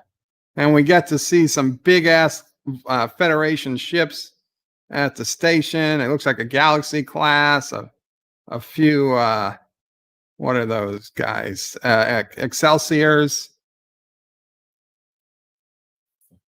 So we got the aliens, the residents are coming back. And they've suffered heavy damage. Repairs are ahead of schedule. Morn has returned to Quark's bar. So everything's returning to normal, which means it's leaving Sisko's one unfinished piece of business. And we see Worf looking at his uniform because he was planning on resigning. Oh, and it says enter, and it's Commander Sisko, Captain Sisko. He brought the discharge papers. You might want to look him over before sending him off to Starfleet. So Sisko says, I understand you're headed for the Nyberite Alliance. He leaves this afternoon, says Worf. Sisko says for him, it was a job on Earth, directing construction of orbital habitats. Worf says, why did you change your mind? Because he realized it wasn't Starfleet he was wanting to get away from. He was trying to escape the pain he felt after his wife's death. He thought he could take the uniform, wrap it around the pain, and it would go away. But it doesn't work like that. Running may help for a little while, but sooner or later the pain catches up. And the only way to get rid of it is to stand your ground and face it. Worf says, but wearing the uniform must remind you of what you lost. This is sometimes, but also reminds me of what he gained and who he is. He could throw away the uniform, resign his commission, run all the way to the Nyberite Alliance, but it really wouldn't matter. A Starfleet officer is what he is, and it's what he'll always be. Worf says, and you think that's true of him as well. He says, what's important is what you think, Mr. Worf. Worf says he thinks Starfleet's been his home for many years. Perhaps it still is.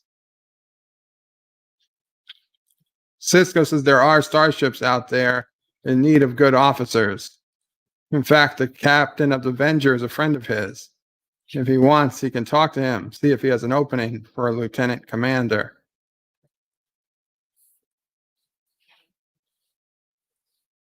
Worf says perhaps that would not be necessary.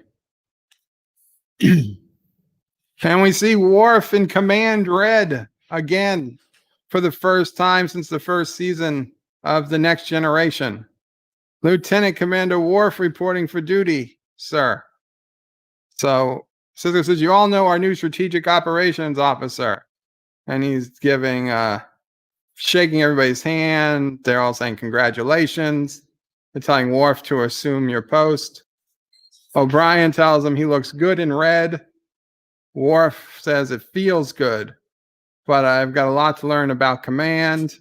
And O'Brien says you couldn't ask for a better teacher. So now that everybody's here, he wants everybody to know they returned to Cardassia Prime without incident. The Tapaka Council, they want to give their personal thanks. And Kira says, who would think that I would have helped save the Cardassian government? He said, don't worry. Odo said, don't worry. Ducat will take all the credit. They're receiving a priority 1 message from Starfleet intelligence. The Klingons are refusing to give up several of the colonies during the invasion. They're fortifying their positions and deploying orbital defenses. And Kira says, looks like the Klingons are here to stay. And Sisko says, maybe they are. But so are we. Executive producer Rick Berman. Oh man, what a great 2-part episode. It gets me really riled up for the rest of the season. Wesley Crusher says, Qapla, I am late. Qapla, Wesley, I hope you're still here. Joseph Petrick says, Bird of Prey, I really hope it is understandable why this is absolutely my favorite episode of all Trek. I get it, Joseph. I get it. It is way up there for me. I don't know, but it's not favorite, but it's up there. Rock Solid says, Bird of Prey, just remember, it's all over when Morn leaves. Yes, that is Quark's own rule of acquisition. Tim Christ says, Bird of Prey, it is a good episode. Qapla, Tim Christ. Good to see you. And Aravic Sonder says, now that's good track. Absolutely, with a $2 super chat. Thank you, Aravic Sonder. Qapla, Qapla. Robert Green says, my thoughts exactly, Joseph. Elihu says, awesome sauce episode. John DeMarco says, they don't make them like this anymore. No, they do not. The Intendant says, great episode. Absolutely. Robert Green says, wish I could send a pic in Kinda Cute. I wish I could send a pic. He kinda cute with it. Lol. Good looking kid. I must have missed who you were talking about. Wesley Crusher says, I'm here, but have things to do soon. Very cool, Wes. Mr. Londell's Groovy Movies is In the Pale Moonlight. Blows this one out of the water. Well, it's also a very up there episode. And Tim Christ is Bird of Prey. Now we need to get you Elite Dangerous. I want to see you fly into the sun. Yeah, I don't know if I've got time for Elite Dangerous. I appreciate that people want to. I looked at it. It just doesn't look like a game for me. To be honest, it looks like way too much effort. I like games where I can just fly or blow things up. Also, we've got to do. I gotta get it. I owe John Araki this, so give me 1 second, John Araki, and we will get it ready. I have it under super chat. There we go. So this, thank you for John Araki and for the other people who have donated super chats this session. This is for you. Be ready, and there we go. There we go. Leave.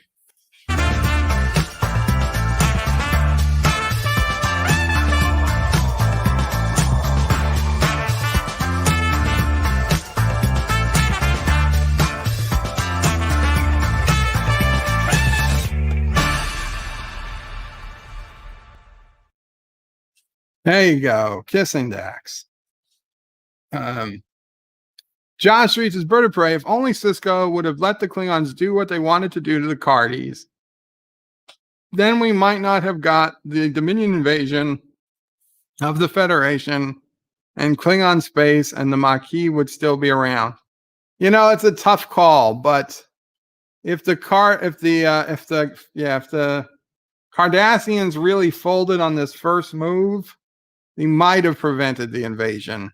Or the Dominion would have just made a pact with the Breen or something, and they still would have found a way in. Joseph says Rejoined is also an episode in season 4. Is it? Yes. So that's another great episode coming this season. Miss Londell says Terry enjoyed watching that kissy scene a little too much. Tim Christ says time response, but if I can sell it, then I have Kurogan target.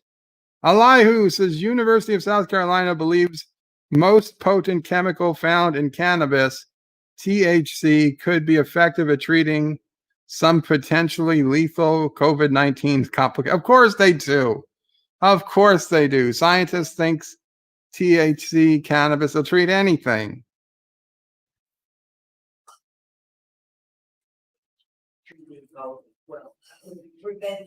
What? I don't.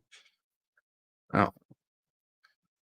Rock Solid says, Dear Bop, dear Bop, dear Bop.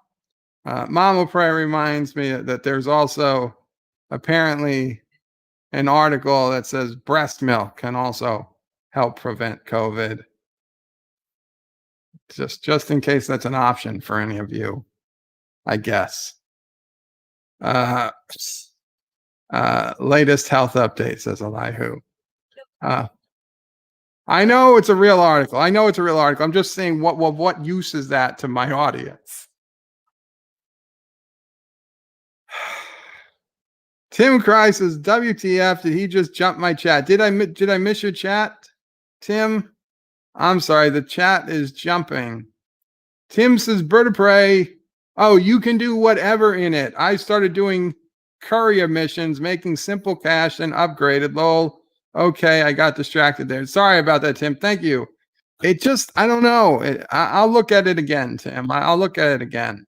When I looked at it the first time, I wasn't so sure. Cinnamon Bunny says, lol, I don't think smoking weed is a good idea, even when you have a lung infection. Elihu says, you have some stoners in here, are rewatching. Thomas Potts says, Bird of Prey skipped me also. God damn it, Thomas. Thomas says, I told you, Tim Christ, Bird of Prey is afraid to play it. He is no Klingon. Wow.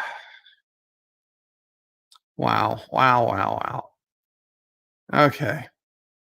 Man, that took a lot out of me, that episode. A lot of talking.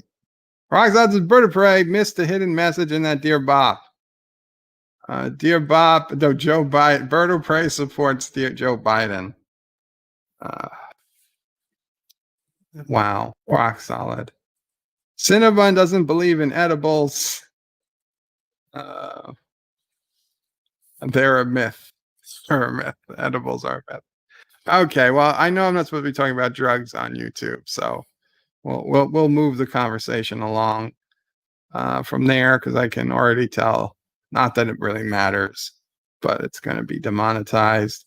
Tim Christ, I was distracted by the kissing. There were no boobs. No, there's not going to be boobs on this channel, unfortunately. Thomas says, that is slander, Roxal. It is. That is dirty slander. Josh reaches Bird of Prey. We now demand double episode DS9 Wednesday from now on. Okay, well, that's not going to happen, but it does remind me about we've got to figure out what we're going to do next week, guys.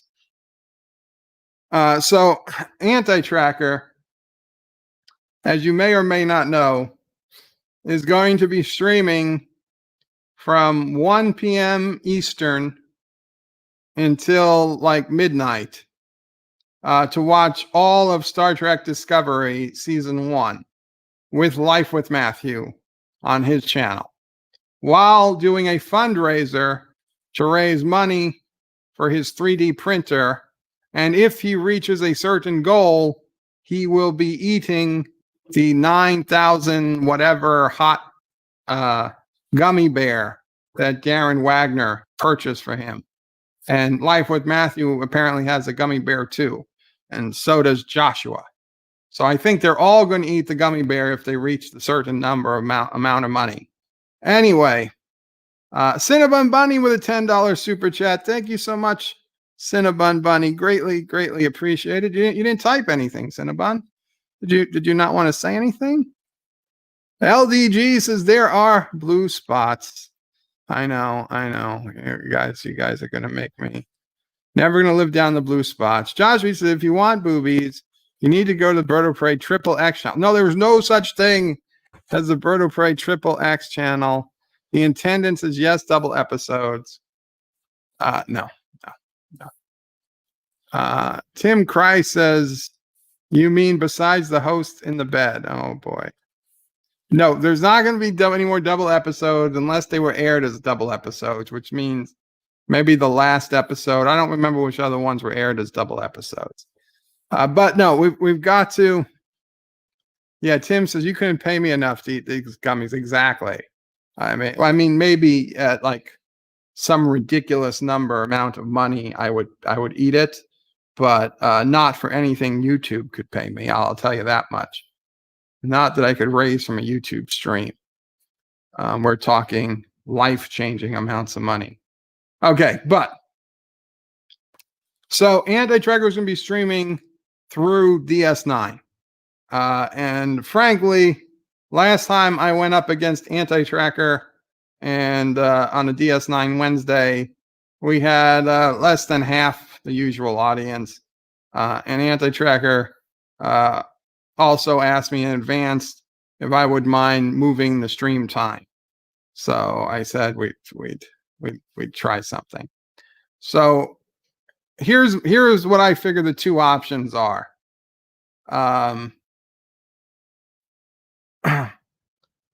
Either we stream DS9 early in the day, like 11 a.m. Eastern, or we do a regular stream sometime Wednesday, not DS9, and we do a special DS9 Wednesday on Saturday before or after Cinema Saturday.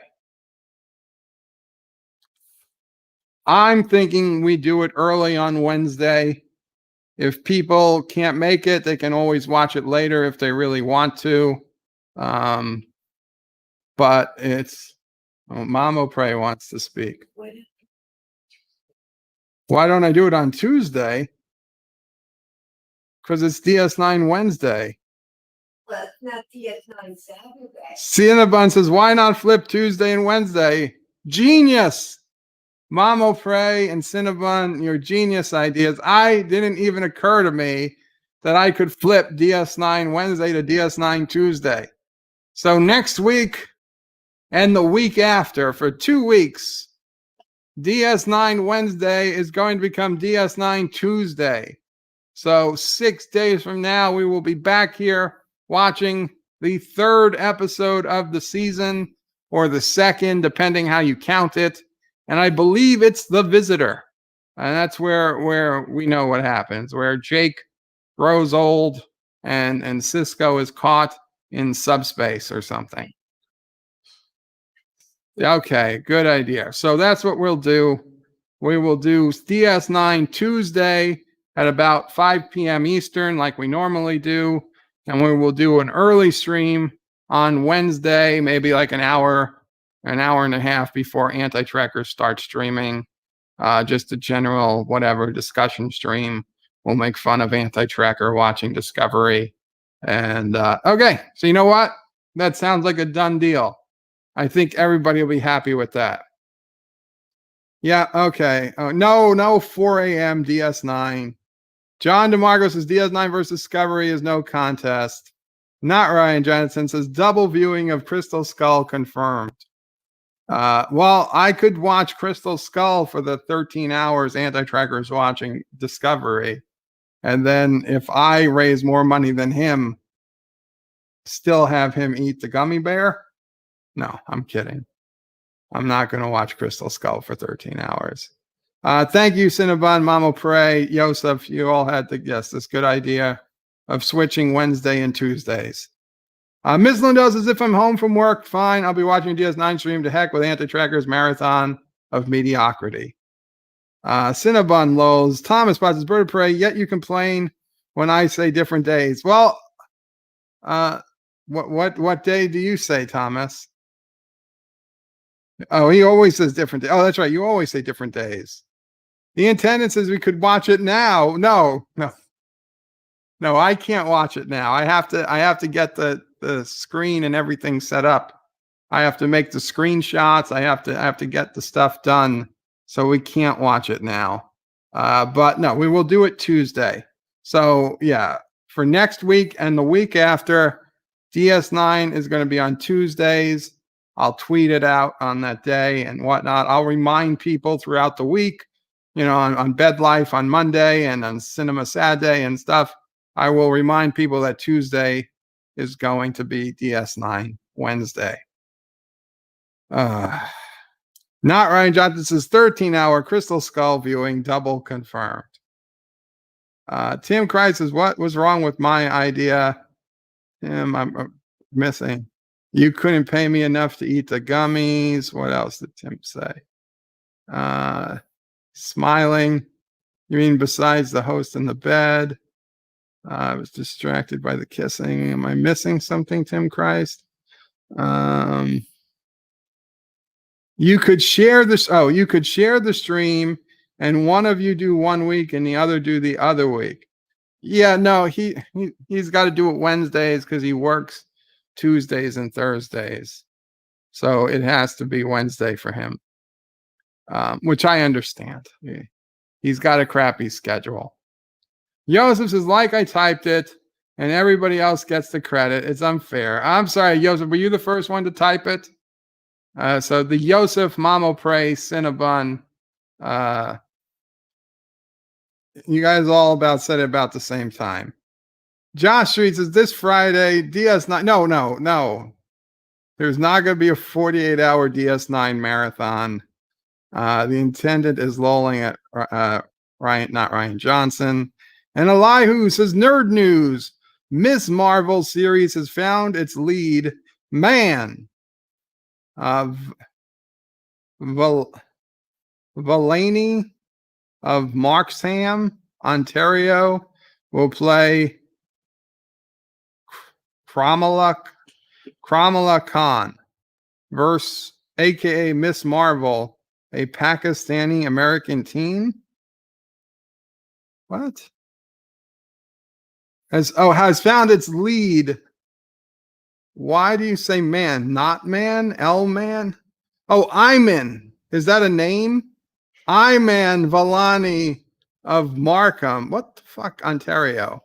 Ivan Valani of Markham, Ontario. What is this? Worf of House Moog? I mean, whatever. We'll play Kamala Khan. Oh, right. Kamala Khan. Okay, because we all have to learn how to say Kamala now. AKA Mrs. Marvel, a Pakistani American teen. Well, oh boy, I can't wait to not see that. Rocksods is Bird of Prey. Need to do Deep Space Nine and Voyager double-headed. No. We were at the point where they both would have been airing on TV at the same time. Yeah, that's not going to happen. That's not going to happen. Voyager will be dealt with at some later date. It's pronounced Iman. Okay, Iman. But why do you throw in from wherever Ontario? Since when do we put in from what city and province people are from? Like, you don't say, oh, it's going to star, Tom Hanks of, so and so city, Greece, or William Shatner of, Iowa City, Iowa. Well, I know he's Canadian, but nobody's ever said that before. Nobody in the history of things has introduced themselves like that. She identifies herself like that. They casted her as her ethnicity. She identifies herself as being whatever from Ontario. Well, I'm sorry. That's stupid. Thomas is Bird of Prey hates us. I'm not racist. It's stupid. I don't have to identify. I don't have to accept anything. Joseph says, Mr. Londell movies, He-Man or I-Man. Elihu says, go fig, teenagers. John DeMarco says, it should be I woman. I think that's a good place to end it here. You guys you're frustrating me now. Getting very frustrated with people from Canada. Why you know what? I'm just going to call her Canadian lady. No, I'm not, because I'm not going to talk about her again, because I couldn't give a shit about Miss Marvel. I would never even know who she was. I didn't even know Miss Marvel was a thing. But yeah. No, that sounds like heroin, Tim. That sounds like heroin. That's again, we're getting to the drug talk. She woman. No. I think we're going to call it a night there, guys. Thank you all so much for coming. Let me know, what do you think of this setup? Do you prefer the old setup? Do you like this setup? Should I change something? I know I got to get Garfield back. Yosef, I will work on getting Garfield back. But if you have preferences to the old setup or the new setup, now let me know, please. Leave a comment after the stream is over. Leave a comment in the video, so I'll check it and see what you guys think. Qapla all, bird out. And thank you again for everybody who joined the channel, donated, or left